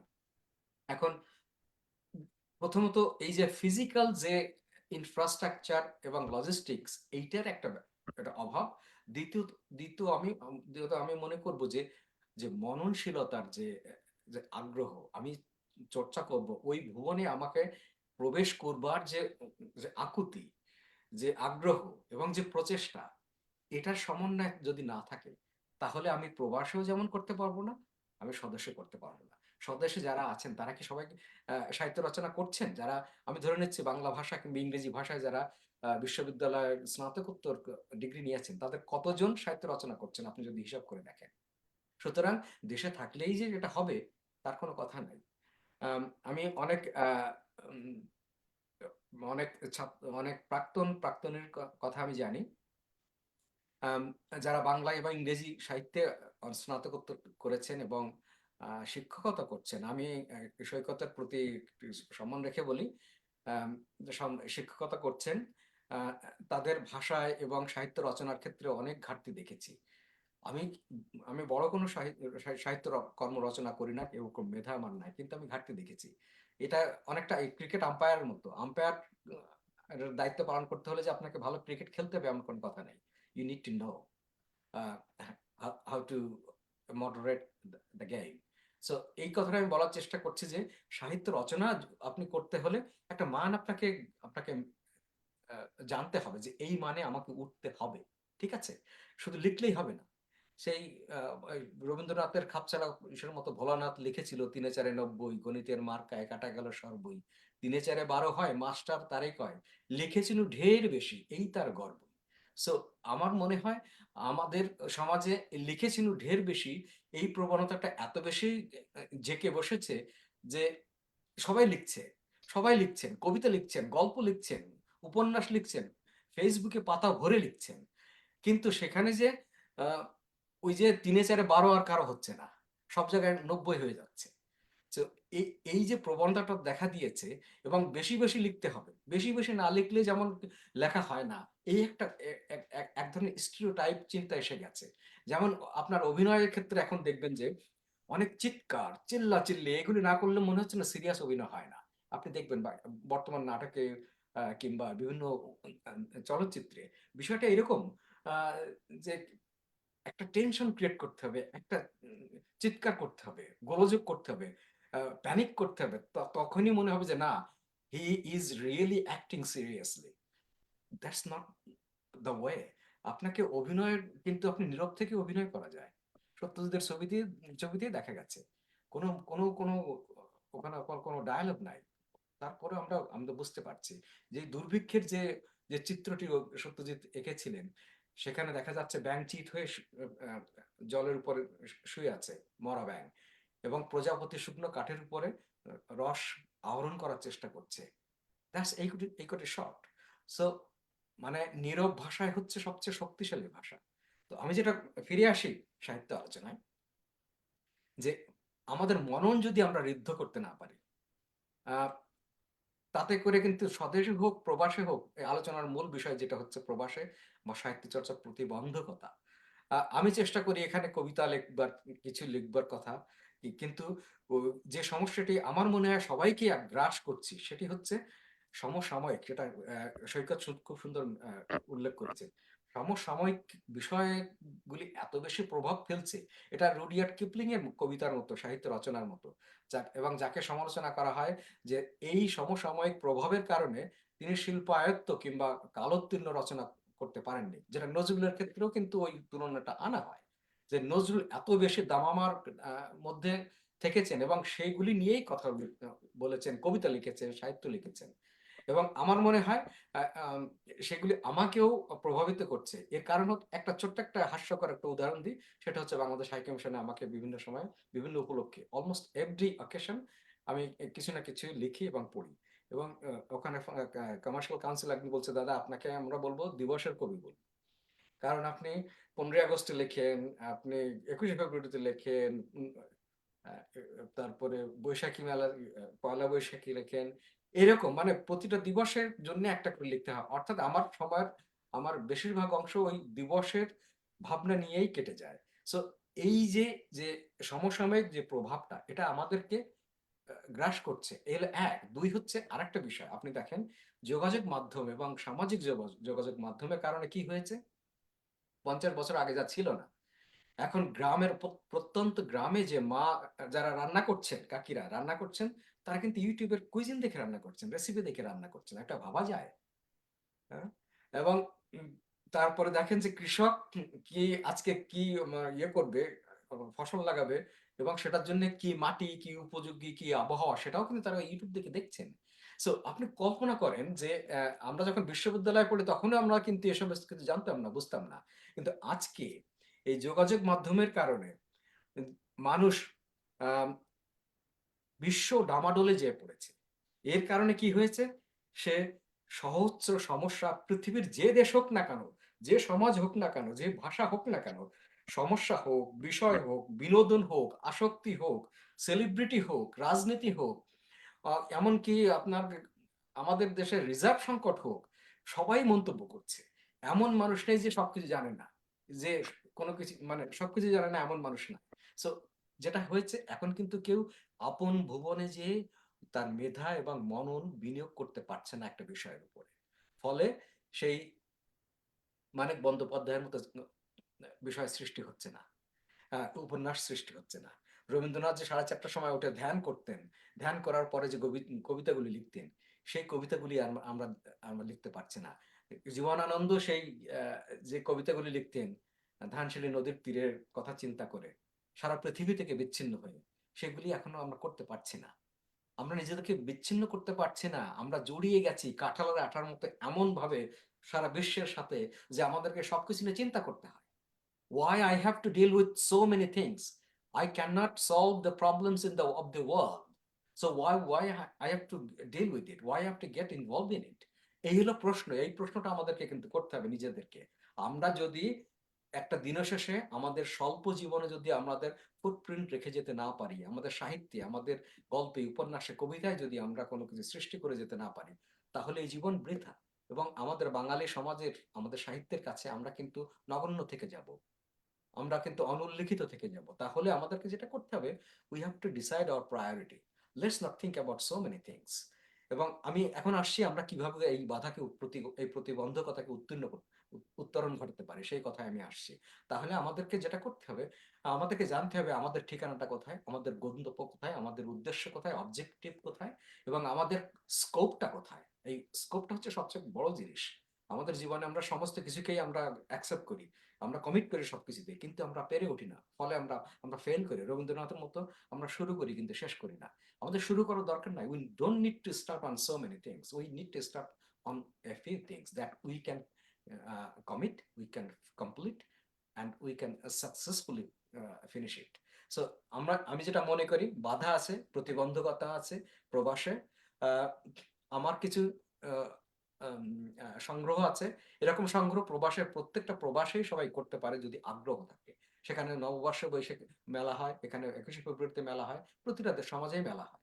আহ, এবং সেখানে এবং দেশ থেকে বিভিন্ন উৎস থেকে আহরণ করা সম্ভব হয়, বিভিন্ন প্রকাশনা সংস্থা থেকে শুরু করে পুস্তক হোক, ম্যাগাজিন হোক। সুতরাং আগ্রহ থাকলে এটা সম্ভব। এক, দুই হচ্ছে, সর্বশেষ আমি যে কথাটায় আসি, আমাদের বাস্তবতাটা হচ্ছে এখানে কাজ করা। যদি আমি বাংলাদেশে থাকতাম, আমি হয়তো হয় সরকারি আমলা হতাম, অথবা কোনো এনজিওতে কাজ করতাম, অথবা হোয়াটএভার বেসরকারি কোনো ক্ষেত্রে কাজ করতাম। সেখানে আমাদের যে পরিবেশটা আছে সেটা কন্ডিউসিভ, উপযোগী, সাহিত্য চিন্তা রচনার ক্ষেত্রে উপযোগী, এবং সেই পরিবেশটি এখানে নাই। এটা আমরা প্রবাসী যারা আছে সবাই জানি। কিন্তু সেটা যদি আমরা এখানে যদি মনে করি যে হ্যাঁ আমি তৈরি করব আমার আমার গৃহে, আমার ক্লোজ সার্কিটে, উই ক্যান। তো এই চিন্তাটা, এই প্রচেষ্টা, এই ভাবনাটা যদি থাকে সাহিত্য রচনার ক্ষেত্রে, যারা প্রবাসে বিভিন্ন এই আপনার ওই ওয়েবসাইটে গেলে অনেকের নাম দেখবেন, তারা ইংরেজিতে করছেন, কেউ বাংলায় করছেন। লুৎফর রহমান রিটন 21 পদক পেয়েছেন। তার কবিতা তো আপনারা যদি কানাডাতে আছেন, আপনারা দেখেন তিনি কি সুন্দর সুন্দর কবিতা রচনা করেন। তার সাথে আমার অলমোস্ট প্রতিদিন কথা হয় ফেসবুকে, এবং উনি কবিতা দেন আমাদের প্রতি বছরে। সো আমি বলবো যে প্রবাসে থাকলেই যে আপনাকে ফিজিক্যালি ইউ আর অ্যাওয়ে, আমরা যে কথাটা বলি live locally, sorry think locally, এটার বিপরীত হচ্ছে live globally, think globally. So যদি এই চিন্তাটা আমাদের থাকে যে live globally, think globally, then there is no special consideration. সেখানে আমি বাংলাদেশে আছি কি আমি অটোয়াতে আছি কিংবা আমি ক্যানবেরাতে আছি, সেই বিবেচনাটা কিংবা সেই প্রতিবন্ধকতাটা খুব বেশি বড় হয়ে দেখা দিবে না। তো আমি বলবো চিন্তা, দৃষ্টিভঙ্গি, প্রচেষ্টা, এর যদি আমরা সমন্বয় করতে পারি, তাহলে প্রবাসী সাহিত্য রচনা সম্ভবপর হয়ে উঠবে। সবাইকে ধন্যবাদ। থ্যাংক ইউ তুষারদা। আমি দেখতে পাচ্ছি আমার স্ক্রিনে যে আমাদের আরেকজন আশ্রমে লিখেছেন, আগে গত বছর লিখেছেন, ওনার প্রায় লেখেন, প্রফেসর ডক্টর মিল্টন বিশ্বাস, জগন্নাথ বিশ্ববিদ্যালয়ের প্রফেসর। আপনাকে আমরা আমাদের এই আলোচনায় আমন্ত্রণ জানাচ্ছি। আমরা আশাবাদী যে ভবিষ্যতেও আপনারা সবাই আপনাদের বন্ধু বান্ধব সহ যারা আশ্রমে যারা লেখালেখি করেন, গত 2-4 অনলাইনে যাওয়ার পর থেকে, অনলাইনে এটা প্রকাশিত হওয়ার পর থেকে যারা লিখছেন পত্রিকায়, সব সময় লিখবেন এবং আপনাদের বন্ধু বান্ধবকে বলবেন আমাদের পত্রিকা লিখতে, কারণ আমরা চাচ্ছি দেশের বাইরে থেকে বাংলা সাহিত্য চর্চা চর্চা অভ্যস্ত থাকতে, চর্চা করতে, বাংলাদেশের লেখার সাথে পরিচিত হতে, আমাদের লেখা আপনাদের সাথে, আমাদের লেখকদেরকে আপনাদের সাথে আমরা পরিচিত করাতে চাই। সেই উদ্দেশ্য নিয়ে আমাদের এই আড্ডা। এবং আমি আপনাদেরকে, আমাদের আড্ডার আসলে দুইজনই মেন আলোচক ছিলেন, তুষার রায় এবং ফজলুল হক সৈকত। তুষার দা অস্ট্রেলিয়া থেকে, আর আমাদের ডক্টর সৈকত তো বাংলাদেশ থেকে, এখন টরন্টোতে আছেন। আমি জান্নাত মনি এবং প্রফেসর ডক্টর মিল্টন বিশ্বাসকে যদি আমাদের সাথে কিছু শেয়ার করতে হয়, 5 মিনিট করে আপনারা আমার সাথে শেয়ার করতে পারেন। তারপরে আমরা রাশেদ ভাইয়ের কাছে চলে যাব। আচ্ছা, ধন্যবাদ এবং কৃতজ্ঞতা। আমি আসলে ওই আহ, আহ, আহ, যে 7টা থেকে শুরু হওয়ার কথা সেটাই যুক্ত হতে পারিনি বলে দুঃখিত। আপনারা ততক্ষণে অনেক আলোচনা করে ফেলেছেন। আপনাদেরকে অভিনন্দন জানাচ্ছি যে আপনারা প্রবাসে বসে এই সাহিত্য চর্চায় অগ্রণী ভূমিকা রাখছেন। একটি বিষয় বলা দরকার যে বারবারই যে কথাটা ঘুরে ফিরে আসছে যে বাংলা সাহিত্যকে অনুবাদের মধ্যে দিয়ে বিশ্বে ছড়িয়ে দিতে হবে। এই কাজটি কিভাবে করা যায় এই চিন্তাটা করবেন। হয়তো আলোচনা হয়েছে, বিশেষজ্ঞরা আলোচনা করেছেন, এই অনুবাদের মধ্যে দিয়ে বিশ্বে ছড়িয়ে দেওয়ার এই প্রয়াসটি আপনারা গ্রহণ করবেন। কারণ অনুবাদ খুব ব্যয়বহুল বাংলাদেশে যারা অনুবাদ করেন বাংলা থেকে ইংরেজি বা ইংরেজি থেকে বাংলা, তাদেরকে সেইভাবে পারিশ্রমিক দেওয়া হয় না, এবং পারিশ্রমিক যদি দিতে হয় তাহলে বেশ অর্থ বরাদ্দের দরকার আছে। এই দুইটা দিক কিভাবে মেলানো যায় সেটি যদি আপনারা প্রবাসে থেকে একটা সেন্টার গঠন করতে পারেন তাহলে বড় একটা কাজ হবে আপনাদের নেতৃত্বে। এই অনুবাদের সেক্টরটাকে সমৃদ্ধ করতে পারলে। আর আরেকটি ব্যাপার হচ্ছে আপনারা অবশ্যই এই সাহিত্য চর্চা করতে করতে একসময় একটা ইন্টারন্যাশনাল সেমিনার করবেন, যেখানে আপনারা আপনারা কথা বলবেন, অন্যেরা যারা আগ্রহী হবে তারা এসে শুনবেন বা বলবেন, এরকম একটা প্ল্যাটফর্মও তৈরি করবেন, যেন আন্তর্জাতিক সেমিনারের একটা প্ল্যাটফর্মও তৈরি হয় এই ব্যানার থেকে।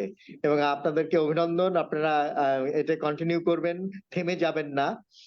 থেমে যাবেন না এই অর্থে যে কিছুদিন উৎসাহ নিয়ে আমরা যেমন লিটল ম্যাগ একসময় করতাম বিশ্ববিদ্যালয় জীবনে, তারপরে কিছুদিন পরে আর উৎসাহ নাই, কয়েকটা সংখ্যা বের হয়ে মারা গেছে পত্রিকা।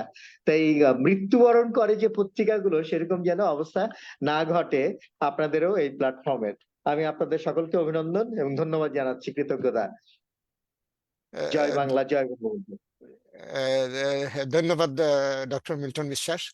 জান্নাত মনি প্লিজ।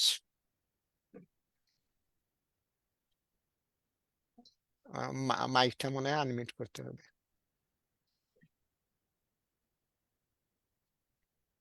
আমরা শুনতে পাচ্ছি না কিছু। জান্নাত মনি, আপনার মাইকটা আনমিউট।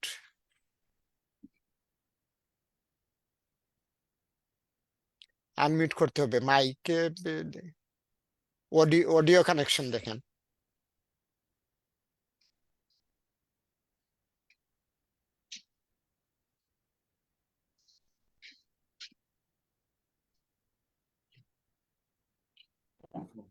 হ্যাঁ, থ্যাংক ইউ। আসসালামু আলাইকুম। ওয়ালাইকুম ধন্যবাদ আসসালাম। সৈকত ভাই, তারপর তুষার রায়কে। তো হচ্ছে আমি জান্নাত মনি, ফার্স্ট টাইম আপনাদের সাথে পরিচিত হচ্ছি। তো আমি চাই আসলে সাহিত্য,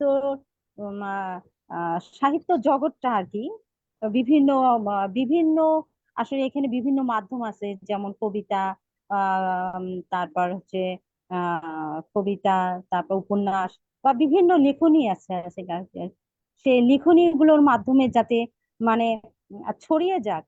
আর আমাদের বিভিন্ন সেমিনার হোক, আজকে যেমন আমি জুমে অংশগ্রহণ করছি, এরকম খুব মানে কাছাকাছি এই মিটিং গুলো আসুক।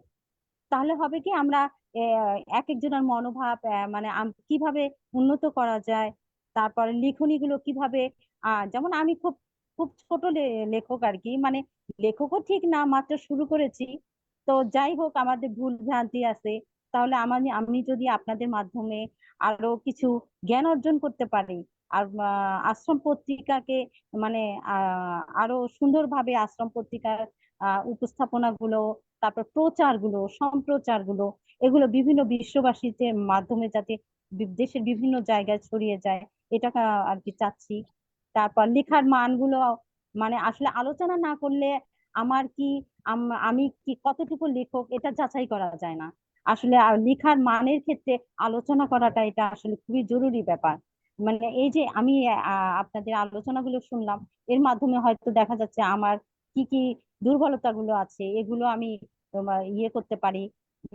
তো এরকম আলোচনার এরকম জুম মিটিং গুলো খুব কাছাকাছি হোক। আমি চাই যে খুব কাছাকাছি, অল্প কিছুদিনের মধ্যে, আবার কিছুদিনের মধ্যে, এরকম কাছাকাছি হলে হবে কি, আমাদের সম্পর্কটা ভালো হবে।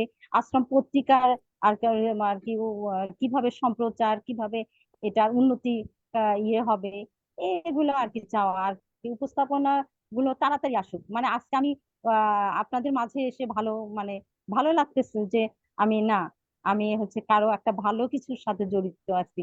আশ্রম পত্রিকার মানে আমি আশ্রম পত্রিকারই একজন মানুষ, তারা আমাকে চিনছে, আমি তাদেরকে চিনছি। বা আমার লিখনী একটু দুর্বলতা আছে, এগুলো আমার মানে আরো দিনে দিনে যাতে আমি আরো উন্নতি করতে পারি, এটা আমি চাচ্ছি। তো সবাইকে ধন্যবাদ। আমি আসলে নিজেকে এত সুন্দর করে আপনাদের মতো করে অবশ্য গুছিয়ে মানে উপস্থাপন করতে পারিনি।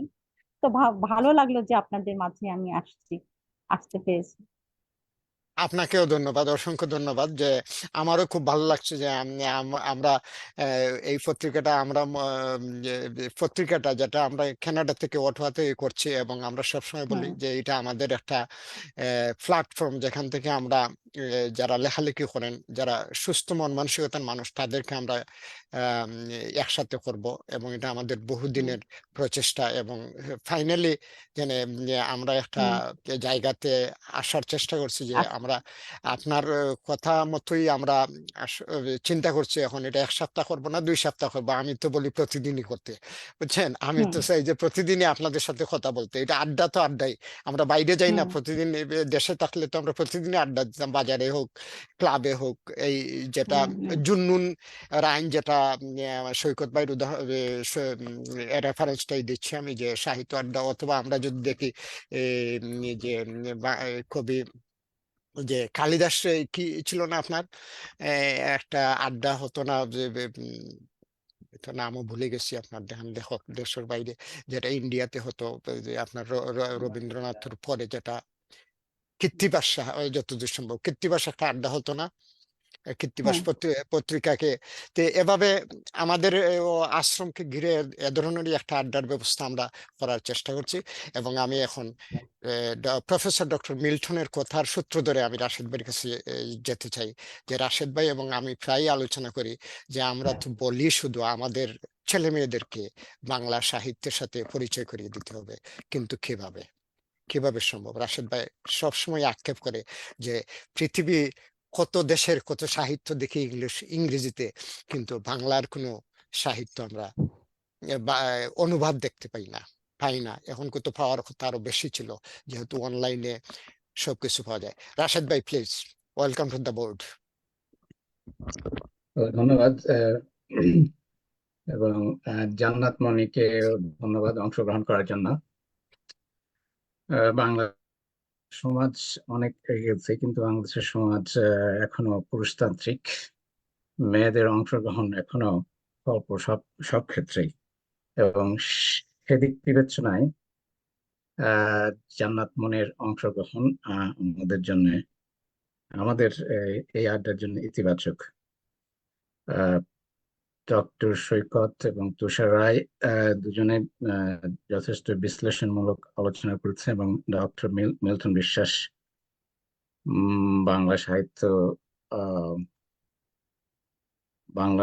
বাংলাদেশের বা বাংলা অঞ্চলের বাইরে ছড়িয়ে দেওয়ার কথা বলছেন অনুবাদের মাধ্যমে। আমি তুষারের আলোচনায় ডক্টর সৈকত বাংলাদেশের সাহিত্য নিয়ে আলোচনা করছেন। তা আমাকে বলতে হয় যে বাংলাদেশের সমকালীন সাহিত্য সম্পর্কে আমার তত ধারণা নেই, কিন্তু তার বিশ্লেষণমূলক আলোচনায় আমি নিশ্চিত যে সবাই যথেষ্ট উপকৃত হয়েছেন। জানাত উনিও বলছেন তার ভালো লেগেছে আলোচনা। যে আমি যে কথা বলতে পারি সেটা হচ্ছে প্রবাসী সাহিত্য প্রবাসী সাহিত্য চর্চার ক্ষেত্রে প্রতিবন্ধকতা নিয়ে তুষার যে আলোচনা করছে তার সূত্র ধরে দুই একটা কথা বলতে পারি। একটা হচ্ছে ভাষা ভাষা একটা বড় প্রতিবন্ধকতা আমাদের জন্য। দ্বিতীয় হচ্ছে জনসংখ্যা। সাহিত্য একজন বা দুইজনের বিষয় নয়। সাহিত্য সৃষ্টির জন্য এবং সাহিত্য চর্চার জন্য, সাহিত্য পাঠের যে সুযোগ তৈরির জন্য একটা বড় ধরনের জনসংখ্যার প্রয়োজন হয়। প্রবাসে বাংলা সাহিত্য চর্চা, প্রবাসটা যখন আমরা বলি তখন প্রবাস আমাদের বাঙালিদের জন্য প্রবাস এখন অনেক বিস্তৃত। ক্যালিফোর্নিয়া থেকে অস্ট্রেলিয়া পর্যন্ত বহু জায়গায় এখন বাঙালি বসবাস করে, কিন্তু সব জায়গায় বাঙালিদের সংখ্যা সমান নয়। প্রবাসী বাঙালিদের সংখ্যা, যেমন অস্ট্রেলিয়া, তুষার ক্যানবেরা থেকে কথা বলছে, ক্যানবেরায় সিডনিতে যে সংখ্যক বাঙালি থাকে সেই সংখ্যক বাঙালি ক্যানবেরায় থাকে না, যার ফলে আমি নিশ্চিত যে সিডনিতে বাঙালিদের জন্য বাংলা সাহিত্য আর বাংলা সংস্কৃতি চর্চা যত সুবিধাজনক, সহজ না হতে পারে, ক্যানবেরায় ততখানি নয়। এখানেও সবচেয়ে বেশি সংখ্যক লোক থাকে, বেশি সংখ্যক বাঙালি অভিবাসী থাকে টরন্টোতে এবং মন্ট্রিয়ালে। আমরা কবির চৌধুরী আশ্রম পরিচালনা করছেন অটোয়া থেকে। বাঙালিদের সংখ্যা এখানে তুলনামূলকভাবে স্বল্প। আহ, সংখ্যা বাংলাভাষীদের সংখ্যা একটা একটা প্রতিবন্ধকতা। দ্বিতীয় প্রতিবন্ধকতা হচ্ছে যে উম,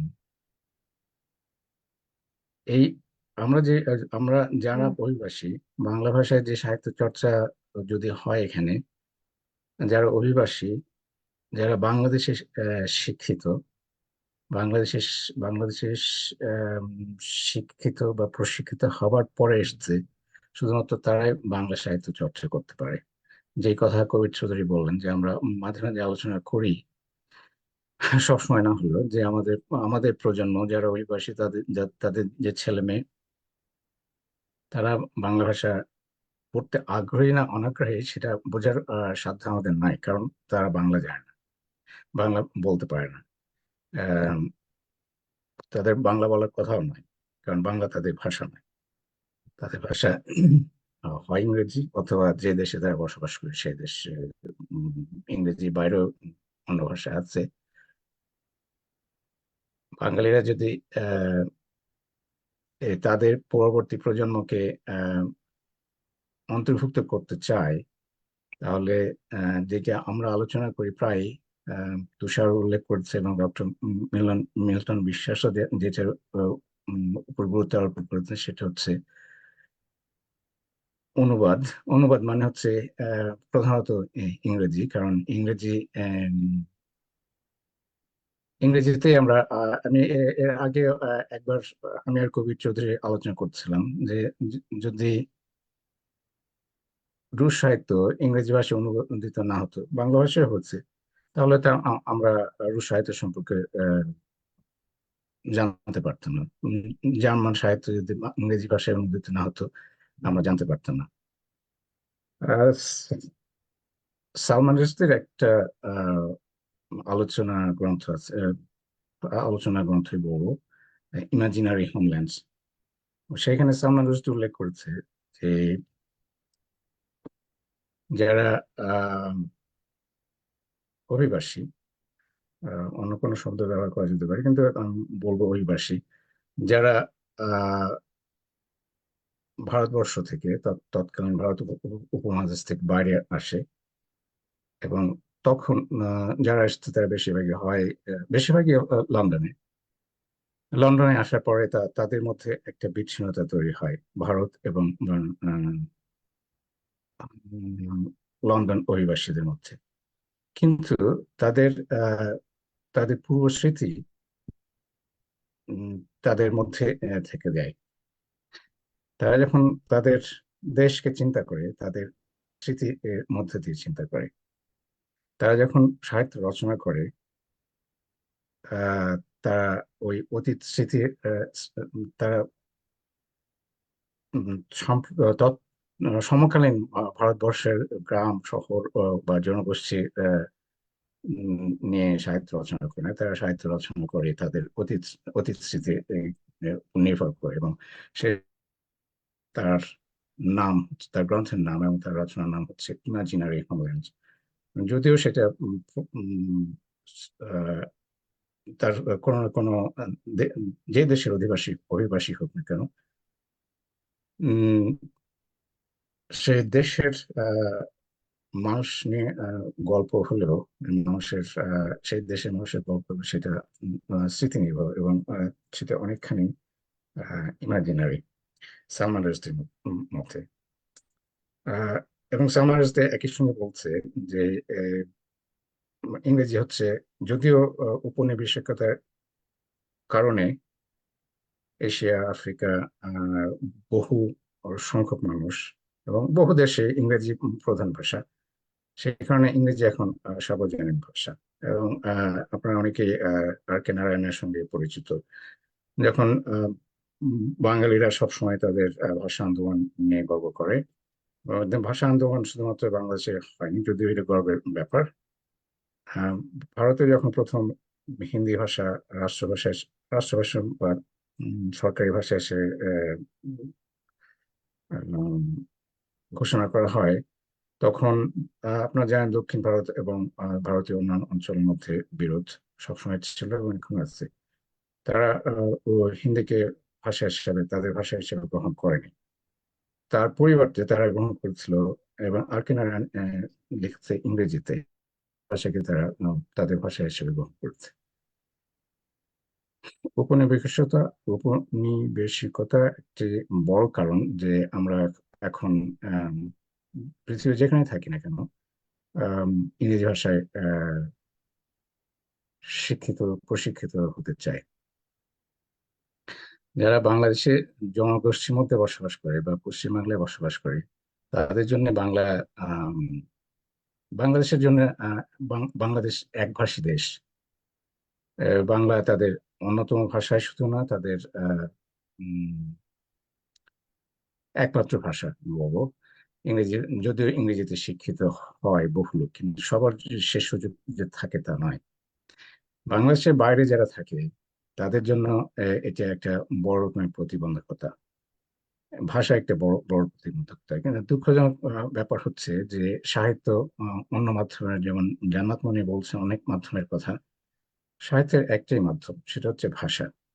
আহ, এবং এই এই বাঙালিদের জন্য, অভিবাসী বাঙালিদের জন্য সাহিত্য চর্চার জন্য একটা বড় সংকট হচ্ছে ভাষা।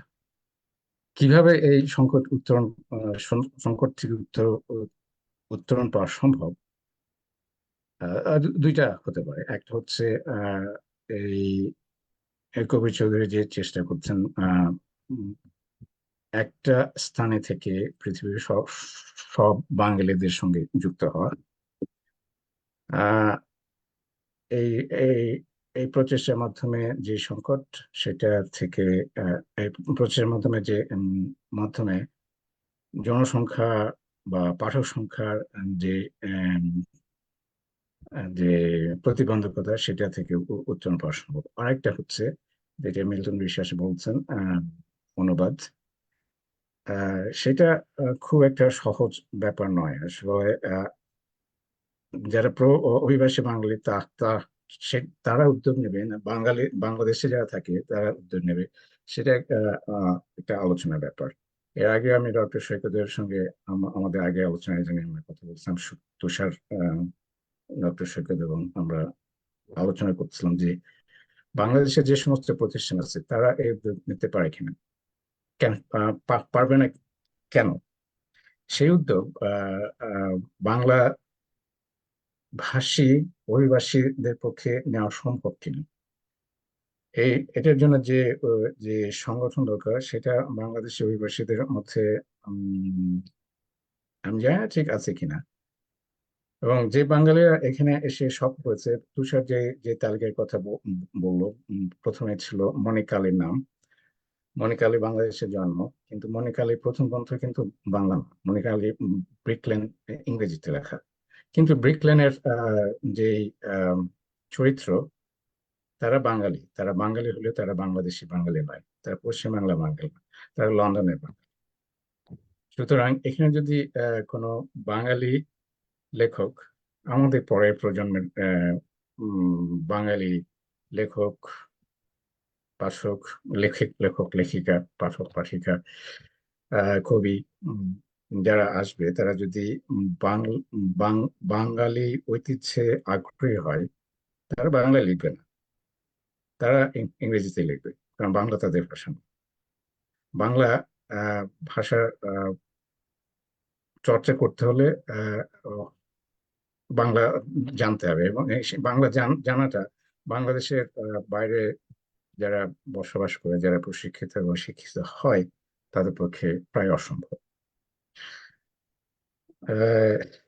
বাংলাদেশে যারা থাকে তাদের আহ তাদের যে যেটা তুষা বললো, লিখেছেন ঢের বেশি, এই তার গব্য। এই এই এই প্রবণতা বাংলাদেশে আছে। বাংলাদেশে গুণগত মান আমাদের ধারণা, আমরা ততখানি পরিচিত নয় বাংলাদেশে সাম্প্রতিক সাহিত্য সম্পর্কে, কিন্তু আমার ধারণা যে গুণগত মানের দিকে আজকাল তত নজর দেওয়া হয় না বাংলাদেশে বাংলা ভাষার ক্ষেত্রে। এখানে বাংলাদেশে উম, এই মানুষরা, শিক্ষিত মানুষরা নিজেদের ভাষার দিকে নজর দিতে পারে না। বাংলাদেশের ভাষা মানের, বাংলা ভাষা মানের দিকে নজর দিতে পারে না। সেখানে আমাদের পক্ষে, যারা বিদেশে অন্য দেশে বসবাস করে, তাদের পক্ষে এটা একটা দুর্লভ কাজ। যাই হোক, এগুলো আমার জানা নাই এসবের সমাধান কি, এখান থেকে আহ, কত সহজে আহ, আমরা সমাধান খুঁজে বের করতে পারবো। কিন্তু আমার মনে হয় এই আলোচনা আমরা ব্যক্তিগতভাবে করি। আম, মাঝে মাঝে কবির চৌধুরীর সঙ্গে আমরা আলোচনা, কবির চৌধুরী আরো অনেকে যারা আছে তাদের সঙ্গে আমরা আলোচনা করি। কিন্তু আমার মনে হয় এই আলোচনা যদি আমরা উম, যখন কোনো সমস্যা থাকে, যখন আমরা সমস্যাকে সমস্যা হিসেবে চিহ্নিত করতে পারি, সেটা নিয়ে যখন আলোচনা করতে আগ্রহী হয়, তখনই তার সমাধান পাওয়া সম্ভব। তো আমি এটা বলে শেষ করবো যে আমাদের এই আলোচনা অব্যাহত রাখার প্রয়োজন। ধন্যবাদ।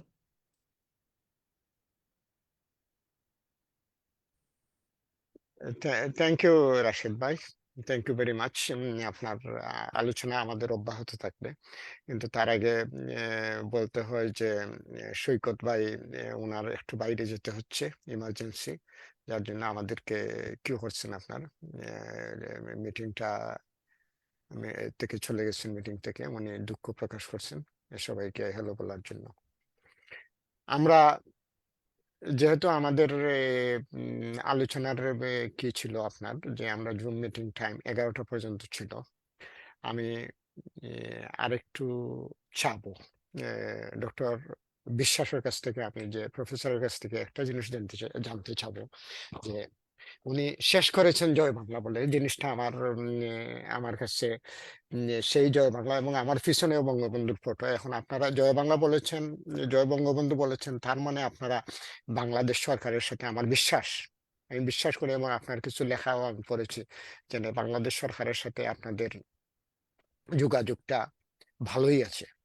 এবং সেই যোগাযোগের পরিপ্রেক্ষিতে আপনার যে প্রস্তাবটা ছিল যে আপনারা অনুবাদের ব্যবস্থা করেন, বাংলা সাহিত্য অথবা ইংরেজি সাহিত্য, আপনারা কি সে আমরা যদি উদ্যোগ নেই, আপনারা কি এই যে আমলাতান্ত্রিক জটিলতা থেকে আমাদেরকে বের করে দিতে পারবেন?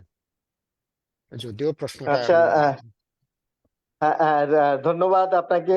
আমি আমি যেটা বলছি যে আপনারা তো এই বিদেশে থাকেন এবং ইংরেজি ভাষার মধ্যে থাকেন, সেজন্য ইংরেজি ভাষার মধ্যে থাকাতে আপনারা যতটা এই এই ব্যাপারে অগ্রণী ভূমিকা পালন করতে পারবেন, এবং ইংরেজি এবং বাংলা জানেন এরকম অনেকেই আছে প্রবাসে, ভালো ইংরেজি জানেন, শিক্ষকতার সঙ্গে জড়িত আছেন, প্রফেসর আছেন। এই যে অনুবাদের কাজটাকে কিভাবে অর্গানাইজ করা যায়, এটা যদি করতে পারেন তাহলে দেশও এগিয়ে আসবে। যেমন হচ্ছে আন্তর্জাতিক মাতৃভাষা দিবস প্রতিষ্ঠার ক্ষেত্রে এই প্রবাসীদের তো অবদান আছে, সেই অবদানের মতো এটিও একটা মাইল ফলক অবদান হিসেবে গণ্য হবে। সেজন্য একটা সেন্টার হওয়া দরকার, যেখানে আমাদের বাংলা সাহিত্যের অনুবাদগুলো হবে। এইটা এইটা এটা উদ্যোগ নেন, তাহলে আমরাও এখান থেকে যোগাযোগ করব বাংলা একাডেমির যারা আছে তাদেরকে বলবো। এই যে কবি কামাল চৌধুরী হচ্ছে শিক্ষা সংস্কৃতি উপদেষ্টা, ওনাকে আমরা বলতে পারবো যে স্যার এরকম কাজ হচ্ছে। তাদের হচ্ছে বিশেষ করে আমরা মনে করি যে লজিস্টিক সাপোর্ট যেগুলো আছে, কিভাবে কি করা যায় সেই সাপোর্ট গুলো দেওয়া দরকার। এই এই আমি মনে করি যে আমরা কথা বলার সুযোগ পাবো। অবশ্যই অবশ্যই সার্বিক সহযোগিতার জন্য আমরা এগিয়ে আসবো, এবং যারা এখানে অনুবাদের সঙ্গে জড়িত তাদের সঙ্গেও কানেক্টিভিটি তৈরি হবে। Thank you professor, thank you very much. Tushar ভাই, আপনার কি কিছু বলার আছে? আমাদের সময় নাই আর। আমি জাস্ট 1 মিনিটে কিছু বলবো। খুব সুন্দর আলোচনা। আমি রাশাদের যে কথাটা বলেছে সে কথাটা একটু কমপ্লিমেন্ট হিসেবে কিছু বলবো। সেটি হচ্ছে যে আহ, উম, তার আগে আমি ভুলে যাওয়ার আগে বলে নেই যে অনুবাদের যে ব্যাপারটা এসেছে, অনুবাদের ক্ষেত্রে আমি যেটা মনে করি, আমি তো এখানে সরকারের সংস্থার অনুবাদের সাথে যুক্ত আছি সেখানে, এবং সেখানে আমি এক্সাম পেপার তৈরি করি, এবং কোর্স পেপার ম্যাটেরিয়ালসও তৈরি করি। এখানে প্রচুর হাজারে হাজারে এবং শত শত ভাষায় এই কাজগুলি হচ্ছে। আমি যেটা দেখেছি সেটা হচ্ছে অনুবাদের ক্ষেত্রে খুব দুর্বলতা আছে। কারণ অনুবাদ হচ্ছে একটু দুটি চোখে, আমাদের দুটি চোখে একটা ভিশন তৈরি করে, ঠিক আছে? একটা চোখ দিয়ে আমরা দেখি না, আমরা দুটো চোখ দিয়ে দেখি, ওয়ান সিঙ্গেল ভিশন। সো অনুবাদ হচ্ছে সেরকমই একটি কাজ, it's a translation, but you have to utilize the knowledge and skill in both language. Bangla এবং ইংরেজিতে সমান দক্ষতা থাকলেই শুধুমাত্র অনুবাদ হবে, সেটা এ ভাষা থেকে ও ভাষা, ও ভাষা থেকে এ ভাষা, যে ডিরেকশনে হোক না কেন। এবং আমার মনে হয় এই ক্ষেত্রে খুব ঘাটতি আছে। এবং ওই যে বললাম 3-4-90 হয়ে যাচ্ছে, 3-4-90 কিন্তু এই অনুবাদের ক্ষেত্রেও হচ্ছে, এটা দেশে হচ্ছে, প্রবাসে হচ্ছে। আমি এখানে বাংলাদেশের যে অনুবাদের যে তালিকা আছে, সেই আমাদের এখানে NAATI, national accreditation authority for translation and interpretation, NAATI, আপনার সার্চ করলে দেখতে পাবেন। ওখানে আমি একজন এক্সামিনার হিসেবে আছি এবং আমাকে করতে হয় বিভিন্ন মন্ত্রণালয়ের কাজ করতে হয়। সেখানে আমি যে অনুবাদের যে মান দেখেছি সেটা রীতিমতো ভীতিকর। তো এই হলো এক, অনুবাদের মানটা বাড়াতে হবে। আমি জানি বাংলাদেশ অনেক মেধাবী আছেন, অনেক অনুবাদ হয়েছে এবং সেগুলি মানসম্পন্ন, আন্তর্জাতিক মানসম্পন্ন। সেই মানটাকে আমাদেরকে সবাইকে অনুসরণ করতে হবে এবং সেটাকে we have to stick to it. আর দ্বিতীয় যে কথাটা এই একটু আগে প্রফেসর মিল্টন বলেছেন, প্রবাসে থাকলে যারা ইংরেজিতে দক্ষ, ইটস নট নেসেসারি। আপনাকে ইংরেজিতে ওই যে প্রথমে যে কথাটি বলেছি, you have to be equally good at both languages, Bangla এবং ইংরেজি, তখনই আর অনুবাদটি সফল হবে।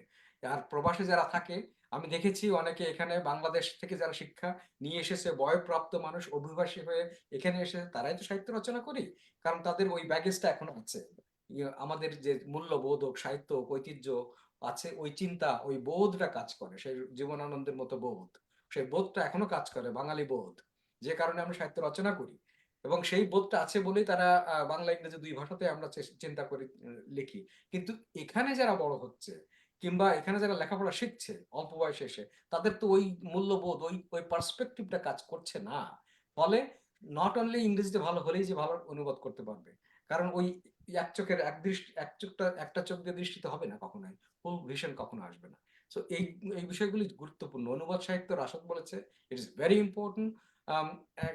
কিন্তু আরেকটা এখানে সমস্যা থেকে গেছে, সেটি হচ্ছে যে বেশিরভাগ বাঙালি লেখকরা কিন্তু ইংরেজি থেকে বাংলায় করেন, এই ডিরেকশনটাই বেশিরভাগ ফলো করেন, কিন্তু বাংলা থেকে ইংরেজিতে কেউ নিতে চান না। এর কারণ হচ্ছে, প্রথমত, বাংলা থেকে ইংরেজি থেকে বাংলা নিলে ওখানে পাঠক আছে, ওই সেই আগের সমস্যা, পাঠক সমাজ আছে, তারা পড়বে, তারা বুঝবে, তখন একটা একটা রেপুটেশনের একটা ব্যাপার আছে, একটা অ্যাকনলেজমেন্টের ব্যাপার আছে, রেকগনিশনের একটা ব্যাপার আছে, যে কারণে কিন্তু ইংরেজি থেকে বাংলায় যাচ্ছে, কিন্তু বাংলা থেকে ইংরেজিতে আসছে না, কারণ তারা জানে না দ্যার ইজ এই vacuum there, there is a unknowns that ওখানে কে পড়বে, কেউ আদৌ পড়বে কিনা, এইটাকে প্যাট্রোনাইজড হবে কিনা।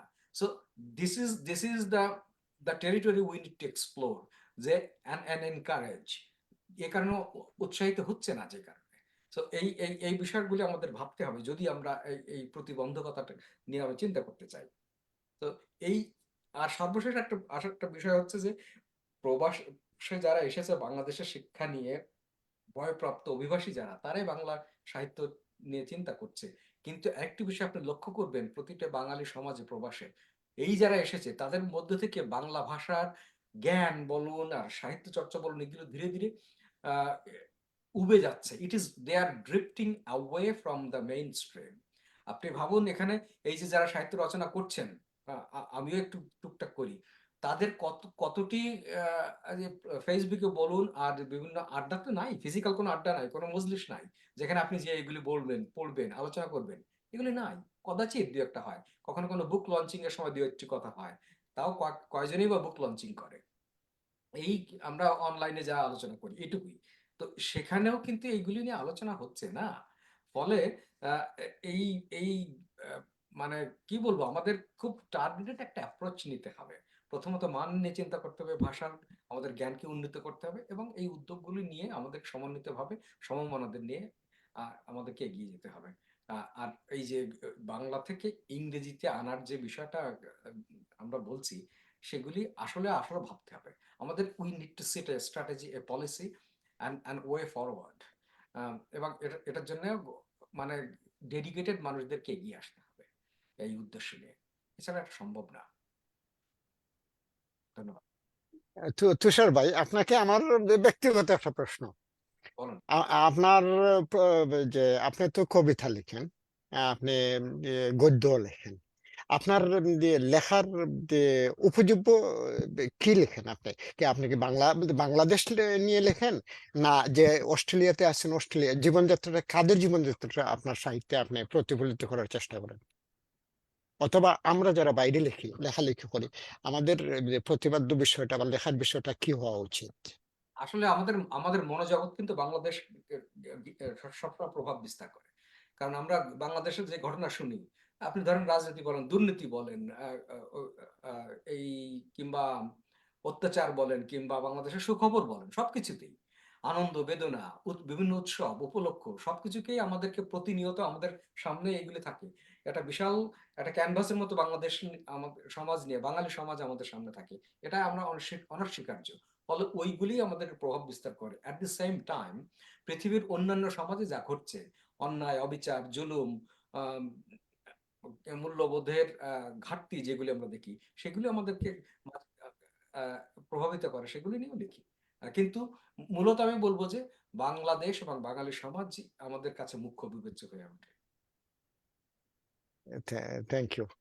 কিন্তু আমরা এর সাথে আমি বলবো যে ওই যে শিল্পায়ত্ত কথা বলছিলাম, কালোত্তীর্ণ কথা বলছিলাম, ওই ভাবনা কিন্তু সবসময় থেকে যায়।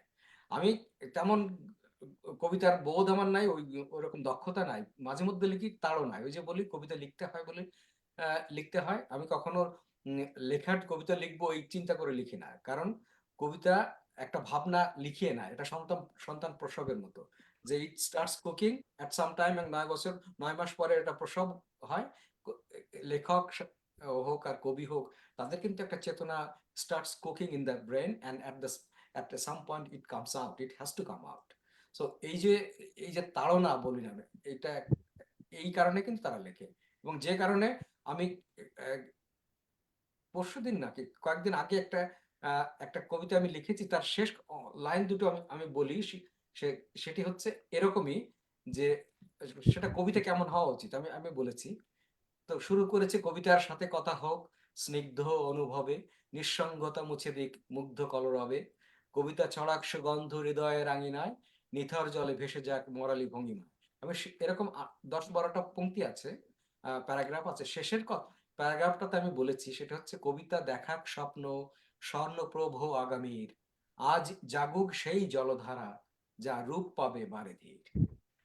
কিন্তু এইটাই হচ্ছে আমার বক্তব্য, সেটি হচ্ছে যে আমরা কবিরা কিন্তু স্বপ্ন দেখে, এবং সেটা আগাম স্বপ্ন দেখে।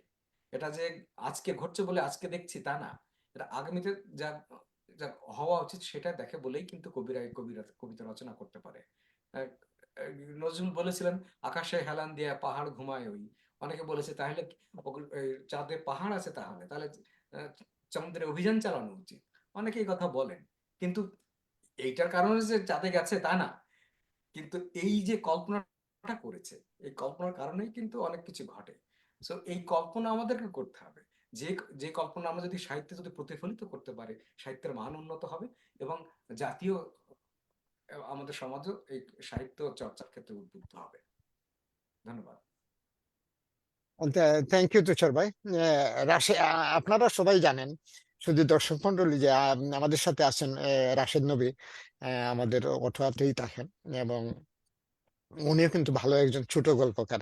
এবং আমি যেহেতু কিছু সময় আগে তুষার ভাইকে জিজ্ঞাসা করেছিলাম যে না, আমাদের লেখার পটভূমি মানে মানে বিষয়টা কোথাকার হবে, বাংলাদেশের না কানাডার? আমরা যে দেশে, যেমন 40-50 বছর থেকে আমি বাংলাদেশ থেকে বিচ্ছিন্ন, আমাদের মাঝে মধ্যে দেশে যেতে হয়, সুতরাং বাংলাদেশের পরিবেশ, বাংলাদেশের মানুষ সম্বন্ধে আমরা কতটুকু জানি, যা দেখি আমরা এখন, যেহেতু যোগাযোগ মাধ্যম খুবই সহজ, সুতরাং আমরা ফেসবুকে দেখতেছি অথবা টিভি সংবাদে, কিন্তু এই এই এই এই এই এই লেখাগুলো বা এই যে চিত্রায়ন, এটা কতটুকু সত্য, সেটাও ভাবার বিষয়। আমি রাশেদ ভাই, ওনার একটা গল্প আমি মনে হয় গত বছর বা তার আগে চেপেছিলাম আশ্রমে, ভোলানাথ মনে হয় রাশেদ ভাই, গল্পটা একটু গল্পটা থেকে একটু বলেন।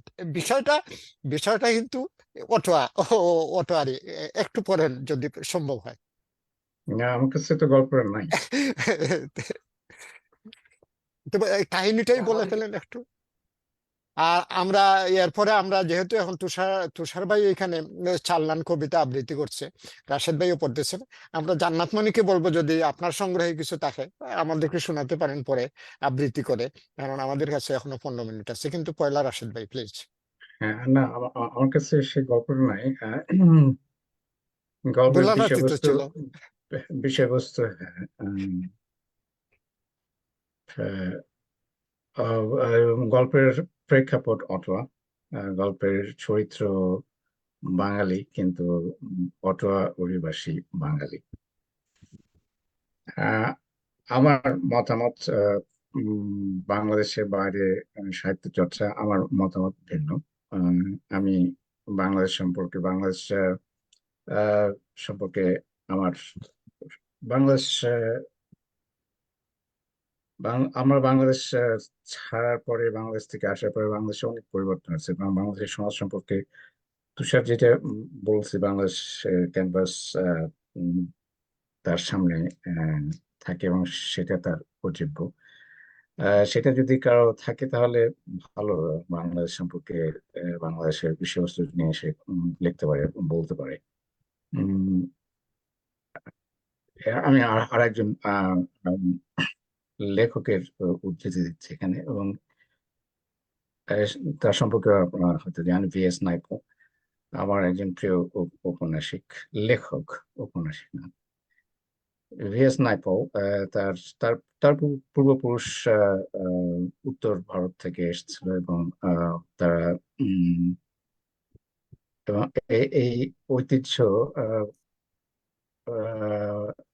ভারতীয় ঐতিহ্য আহ, ঐতিহ্যে আকৃষ্ট VS নাইপো বহুবার ভারতে গেছে, এবং তার দুইটা অথবা তিনটা বই ইন্ডিয়া নামে।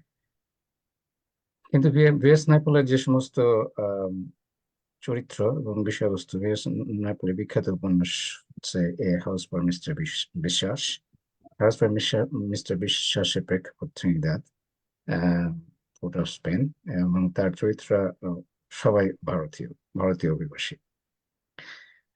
কিছুদিন আগে 2021 সালে একজন তানজানিয়ান আহ, তানজানিয়ান ইউকে অভিবাসী আব্দুল্লাহ জাক গুন্না, যিনি নোবেল পুরস্কার পায়, তার উপন্যাসের চরিত্র এবং প্রেক্ষাপট তানজানিয়া বা ইস্ট আফ্রিকা। বিভিন্ন উম, লেখক, আমার মনে হয় না যে খুব বিষয়বস্তু কোনো বিষয়বস্তু নির্ভর করে একজন লেখক বা কবি বা কিভাবে আহ, তার তার অনুভূতি বা আহ, তার পর্যবেক্ষণ কিভাবে উপস্থাপন করতে চায়। যেমন নাইপো বলছে যে উপন্যাসিক is a manager of narrative, gives news about changing society. Changing society, যেটা আমি বললাম, বাংলাদেশ অনেক পরিবর্তন হচ্ছে আমরা বাংলাদেশ পরিত্যাগ করার পর। সেটা সম্পর্কে যদি কেউ বলতে পারে তাহলে ভালো। কিন্তু আমি যদি লিখি, আমি দুই একটা গল্প লিখছি, কিন্তু আমি উম, সত্যিকার অর্থে গল্পকার নয়। কিন্তু আমি যদি লিখি, আমি বাংলাদেশ নিয়ে লিখবো। আমি আমার চরিত্র অবশ্যই অটোয়াবাসী হবে, অথবা টরন্টোবাসী। আমি অস্ট্রেলিয়ান বাঙালিদের নিয়ে লিখবো না। আমি ইউকের বাঙালি নিয়েও লিখতে পারবো না, আমি জানি না তাদের সম্পর্কে। আমি জানি কানাডার বাঙালিদের সম্পর্কে, এবং আমি যদি লিখি, আমি কানাডার বাঙালিদের, শুধু বাঙালি না, কানাডা বহু সংস্কৃতি, বহুভাষী, বহু সংস্কৃতির দেশ। আমি আহ, উম, যখন লিখি তখন আমার সামনে আহ, এই বহুভাষী, বহু সংস্কৃতি এবং বাঙালি, এবং আমি যেখানে থাকি সেই স্থান আমার উপজীব্য। থ্যাংক ইউ রাশিদ ভাই, থ্যাংক ইউ ভেরি মাচ। আমিও এটার পক্ষে, যারা আমরা বাইরে যারা লিখি 30-40 বছর পরে যারা তুষার ভাইয়ের মতো আমারও চোখের সামনে কিন্তু বাংলাদেশ ভাসছে না। এখন বাসলে তো বাসে এই যে কি বলে আপনাকে, এই যে বড় বড় রাস্তা হচ্ছে, এই অথবা মেট্রো স্টেশন বুঝছেন, অথবা এই যে এটা কি বলবো এখন, মনে করেন যে না, এমন একটা দেশে আমরা আমরা আমাদের মানুষ আত্মীয় স্বজন বসবাস করছে, যে এখনো আমরা আমাদের কিছু কিছু ব্যাপারে এখন আমরা দ্বিমত পোষণ করছি, যেটা সাহিত্যের উপযোগ্য বিষয় যদি হয়, যে এই দ্বিমত থেকে আমরা বের হব কিভাবে। এখনো জাতি দুভাগে বিভক্ত। জান্নাত মনি প্লিজ। জি, আমার কবিতা আসলে 2 লাইনের কবিতা এটা। এটা হচ্ছে আমার বলছি: আকাশ দেখি, ঈশ্বর দেখি না, হৃদয়ের ক্ষত দেখি, কান্না দেখি না। 2 লাইনের কবিতা। তো এটার মধ্যে অনেক কিছু আছে। আকাশ দেখি, ঈশ্বর দেখি না, হৃদয়ের ক্ষত দেখি, কান্না দেখি না।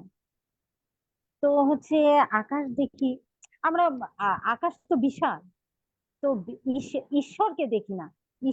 ঈশ্বর যখন আমার কাছে আসে, তখন আমি ঈশ্বরকে অনুভব করি, ফিল করি, কিন্তু ঈশ্বর মনে হয় যে ঈশ্বর আদৌ কি আমার কাছে আছে? হৃদয়ের ক্ষতটা অনেক কঠিন, অনেক গভীর একটা জিনিস, কিন্তু আমি হৃদয়ের ক্ষতটা অনুভব যখন করি, তখন আমি কান্না দেখতে পাই না।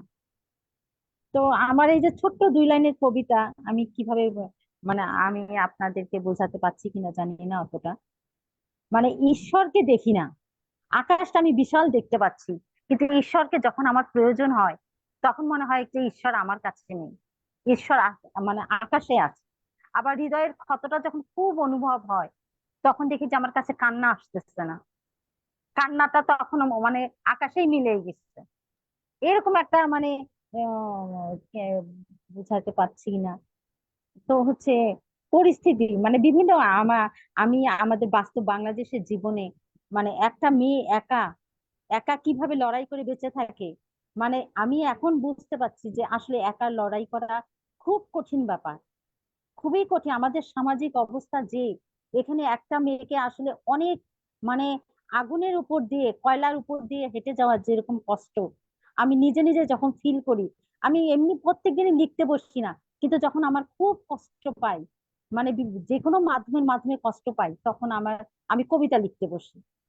তখন মনে হয় যখন আমি একটা কবিতার একটা লাইন লিখতে বসি, তখন মনে হয় আমার দুঃখগুলো সব সব মানে চলে যায়। তখন আমার অন্তর থেকে একটা আনন্দ ফিল করি লিখার মাধ্যমে, যে বাংলাকে, বাংলাদেশকে আমি ভালোবাসি, বাংলা লেখাকে ভালোবাসি। কিন্তু ইদানিং বাংলা, মানে আমি যদিও অতটা বড় লেখক না, কিন্তু বাংলাকে মানে অনেক অনেক লেখক বের হয়েছে, অনেক মানে হচ্ছে কবি বের হয়েছে, কিন্তু যখন আমি আমি এতটা উপযুক্ত লেখক না, কিন্তু অন্যের লেখাটা যখন পড়ি, তখন আমার কাছে মনে হয় না যে আসলে এনাকে কবি, মানে বাংলাদেশে এমন একটা কালচার হয়ে আসছে, নিজেকে কবি, নিজেকে লেখক হিসাবে পরিচিতি পাওয়ার জন্য, মানে তারা লেখক কতটা মানে উপযুক্ত লেখার বা ইয়ে করার, তো কবি নামে পরিচিত হওয়ার তাদের প্রবণতাটা বেশি। মানে আমি কবি, আমি লেখক, ফেসবুকে যেরকম, কিন্তু তারা আদৌ একজন কবি হওয়ার যতটা যোগ্যতা হওয়া উচিত, মানে সেরকম যোগ্যতা তাদের নেই। আমি চাই যে আমি আমি একটা খুবই সামান্য সামান্য লেখক। আমি চাই আপনাদের মাধ্যমে, আপনাদের কথার মাধ্যমে, আপনাদের আলোচনার মাধ্যমে, আপনাদের আড্ডার মাধ্যমে আমি যাতে কিছু অর্জন করতে পারি। এই হচ্ছে আশ্রম পত্রিকার মাধ্যমে আমি নিজেকে যোগ্য হিসাবে, আশ্রম পত্রিকার মানে প্রতিটা কণা যেন, যে কণার যে মানে যোগ্যতা, সেই যোগ্যতা গুলো যেন আমার মধ্যে আসে। আমি যেন আশ্রম পত্রিকার মাধ্যমেই একজন লেখক হিসাবে নিজেকে পরিচিত করতে পারি, মানে ভবিষ্যতে লিখতে পারি, আমি যেন উৎসাহ পাই। আশ্রম পত্রিকাকে আমাকে আমাকে যে সম্মানটা দিচ্ছে, এটা এই জন্য কবির ভাইকে অনেক অনেক ধন্যবাদ, যে না, আমি একটা সামান্য একটা মানে লেখক, মানে মাত্র কলম ধরতে শুরু করেছি, তো তারা যে আমাকে মানে এতটা সম্মানীয় মানে সম্মান দিতে পেরেছে, এই জন্য তাদেরকে অনেক ধন্যবাদ। যে আমি আমি বড় হতে চাই, আমি আশ্রমকে পুঁজি করে আশ্রমে লিখার মাধ্যমে, আশ্রমকে পুঁজি করে আশ্রমে আমার যোগ্যতা অনুযায়ী যতটুকু লিখুক, মানে একটা বাংলার একটা বর্ণমালার একটা বর্ণ যেমন মানে কতটা বিশাল একটা বর্ণের যোগ্যতা, যেমন বিশাল, ওরকম একটা বর্ণের মাধ্যমে যেন আশ্রমের একটা আশ্রম আশ্রম আমি এই আশ্রমের মাধ্যমে আশ্রয় পেতে চাই। আমি এই আশ্রমকে মানে পুঁজি করে আশ্রয় অর্জন করে আমি যাতে একজন লেখক হিসেবে পরিচিতি পাই, এটা আমি চাই। মানে আমি আর কিছু বলতে পারছি না, মানে আমি নিজে অতটা সুন্দর করে কথা বলতে পারি না। আমার এটা আমার ইয়ে। তো যাই হোক, আপনাদেরকে অনেক অনেক অনেক ধন্যবাদ। আপনার জান্নাত মনি, আপনাকেও ধন্যবাদ, এবং আমরা আশা করবো আপনিও সবসময় লিখবেন। আর শুধু জান্নাত মনি না, জি। আমাদের এই যে লাইভ যে সাহিত্য আড্ডাটা আপনারা এখন যারা দেখছেন, পরে যারা দেখবেন, সবাইকে আমরা অনুরোধ করব আমাদের পত্রিকাতে আপনারা লিখেন এবং পত্রিকাটা যেমন পড়েন। আমি আপনাদের পত্রিকায় লিখেছিলাম হচ্ছে ইয়ে উম, আহ, অবিবাহিতা কবিতাটা, মানে আমি যখনই কিছু লিখতে বসি তখন আমি নিজেকে সেই জায়গায় উপস্থাপন করি, কিন্তু নিজেকে উপস্থাপন। মনি আপা, আপনার যে হুম, লেখাটা এখন এই যে 2 লাইনে দিচ্ছেন, আপনাকে বুঝতে জি, হবে যে না, আমরা ওয়েবসাইট, এটা শুধু আপনার জন্য না, যারা আশ্রমে জি, লিখেন, আমার কাছে কিছু লেখা আসে 3 লাইন 4 হ্যাঁ, লাইন 5 লাইনের কবিতা, কিন্তু আপনাদেরকে বোঝা উচিত যে এটা ফেসবুক পেজ না, এটা ওয়েবসাইটে লেখাটা যায়, ও এবং ওয়েবসাইটে যাইতে হলে তার নির্দিষ্ট একটা, মনে করেন 10 লাইনের যদি কি হ্যাঁ হয়, হ্যাঁ হ্যাঁ হ্যাঁ 10 লাইনের যদি কম হয়, তাহলে লেখাটা আপলোড করার সময় মানে কি হয়, আপনার ওই টাইম কার্ডের সাথে চলে যায়, তখন লেখাটা আচ্ছা আচ্ছা, পুরো দেখা যায় না। যার জন্য আমি সবসময় বলি, যারা আপনারা ছোট, এটাকে কি বলেন আপনারা, অনুকবিতা অথবা ক্ষুদ্র কবিতা, হ্যাঁ হ্যাঁ যে যে হ্যাঁ যে হ্যাঁ যেভাবে, অনুকবিতা, জি জি। হ্যাঁ, যেগুলা আপনারা লেখেন, যদি এভাবে ছোট ছোট কবিতা দেন, তাহলে 6-7টা একসাথে দিয়ে দিবেন, তখন লেখাটা আপলোড করতে পত্রিকাতে, আমার ওয়েবসাইটে আমাদের জন্য সুবিধা হয়। যার জন্য আচ্ছা আপনার অবিবাহিত কবিতাটা মনে হয় আমি ছাপতে পারি না, এটা মনে হয় ছোট ছিল না, না ছাপছিলাম এটা, না, ছাপা ছাপা হয়েছে। ছাপা হয়েছে। তো এই ধরনের মনে করেন, তো যখন লিখবেন, আমরা চাই আপনারা যারা লেখেন, এই যে যদি গল্প লেখেন, তাহলে মিনিমাম 1000 শব্দের, মানে আমরা আসলে আচ্ছা হ্যাঁ হ্যাঁ, আমি ট্রেডিশনাল একটা গল্প পাঠক আমরা আর কি। পার্ট পার্ট মানে হচ্ছে পর্যায়ক্রমে আমি কি গল্প দিতে পারি? আমি একটা গল্প আছে, কিন্তু হ্যাঁ, আমি দিতে কয়েক পারেন। পর্ব হবে এভাবে হ্যাঁ, দিতে দিতে পারবো। পারেন আপনি, আচ্ছা, দিতে পারেন মিনিমাম 1000 শব্দ, যাহাতে কি করতে 1000 পারে। শব্দ হতে হবে। হ্যাঁ হ্যাঁ, আচ্ছা 1000 বা তার বেশি, পুরাটা যদি আপনি একবারে দিতেছেন দিতে পারেন, আমরা পুরাটাই আচ্ছা চাপিয়ে দিতে পারি একবারে। এটা আপনার উপরে। শুধু দর্শক মন্ডলী এবং প্রফেসর মিল্টন বিশ্বাস, আপনাকে অসংখ্য ধন্যবাদ, এবং আপনি পত্রিকাতে লিখেছেন, এবং আমি পত্রিকাটা খুলছিলাম শেয়ার করার জন্য। হ্যাঁ, কি বলে এটাকে, আপনার আপনার কিছু লেখা আমাদের এখানে আসছে, এবং আশা করব আপনি সবসময় আমাদের আগে যেভাবে লিখতেন এখনো লিখবেন, এবং এই তো আপনার ফটোটা আমাদেরকে দেখাইলে ভালো হইতো। এই তো আপনি না, আছেন আপনি লাইনে, না চলে গেছেন? এখনো আছেন তো মনে দেখা যাচ্ছে। হ্যাঁ, দেখা যাচ্ছে যে উনি আপনার আগে যথেষ্ট প্রবন্ধ লিখেছেন আমাদের এখানে, এবং আমরা আশা করব সবসময় আপনারা যারা লিখেছেন পত্রিকাতে সবসময় লিখবেন। এবং তুষার ভাই, শেষ করব, আগামীতে অবশ্যই লিঙ্ক পাঠাবো এবং ঢুকবেন, এবং লেখা দেন, আমাদেরকে লেখা দেন, আমরা যেটা চাই, যেটা আড্ডার চেয়ে দরকারি যেটা, সেটা হলো লেখা, কারণ একটা পত্রিকা বেঁচে থাকার, বাঁচিয়ে রাখার প্রথম এটার প্রথম জিনিসই হলো লেখা।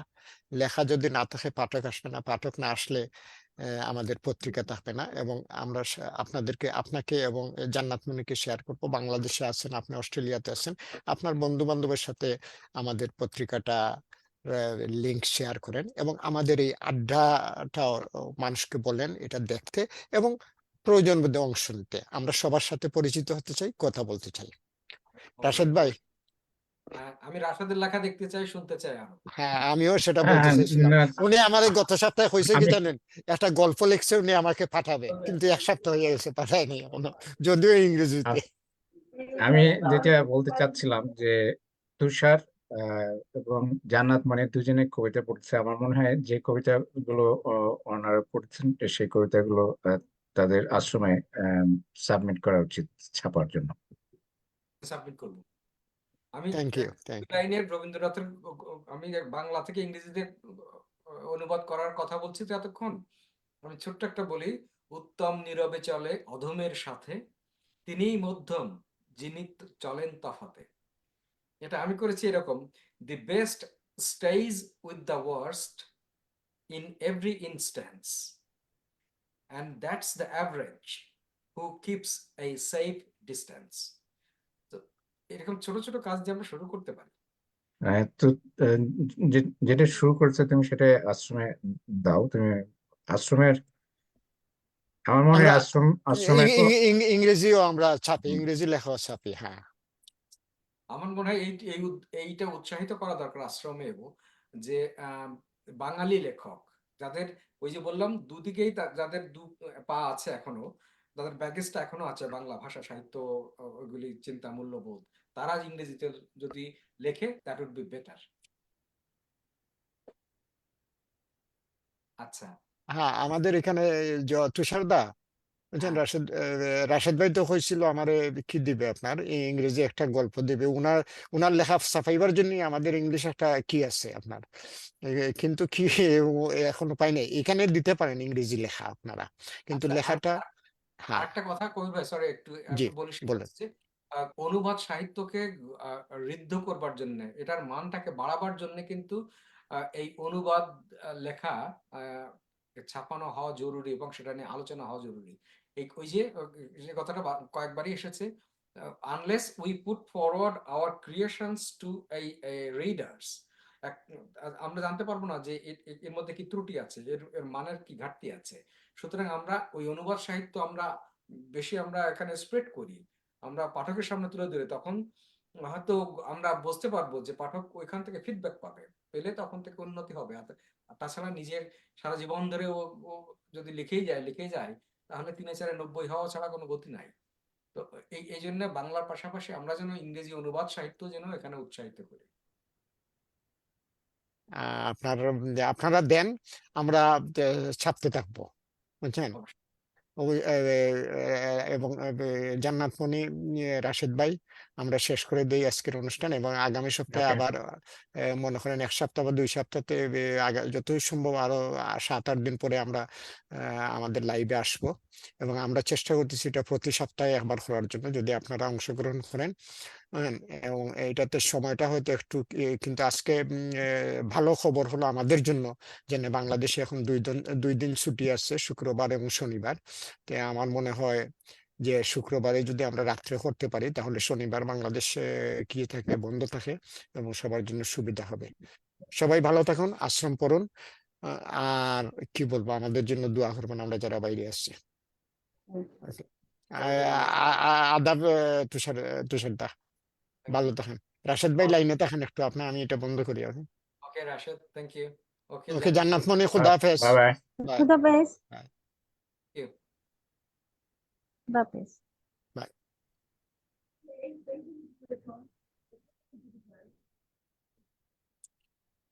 রাশেদ ভাই is bin, okay, live stream, এটা তো লাইভ বন্ধ হয়েছে মনে হয়। লিভ মিটিং দিলে এন্ড মিটিং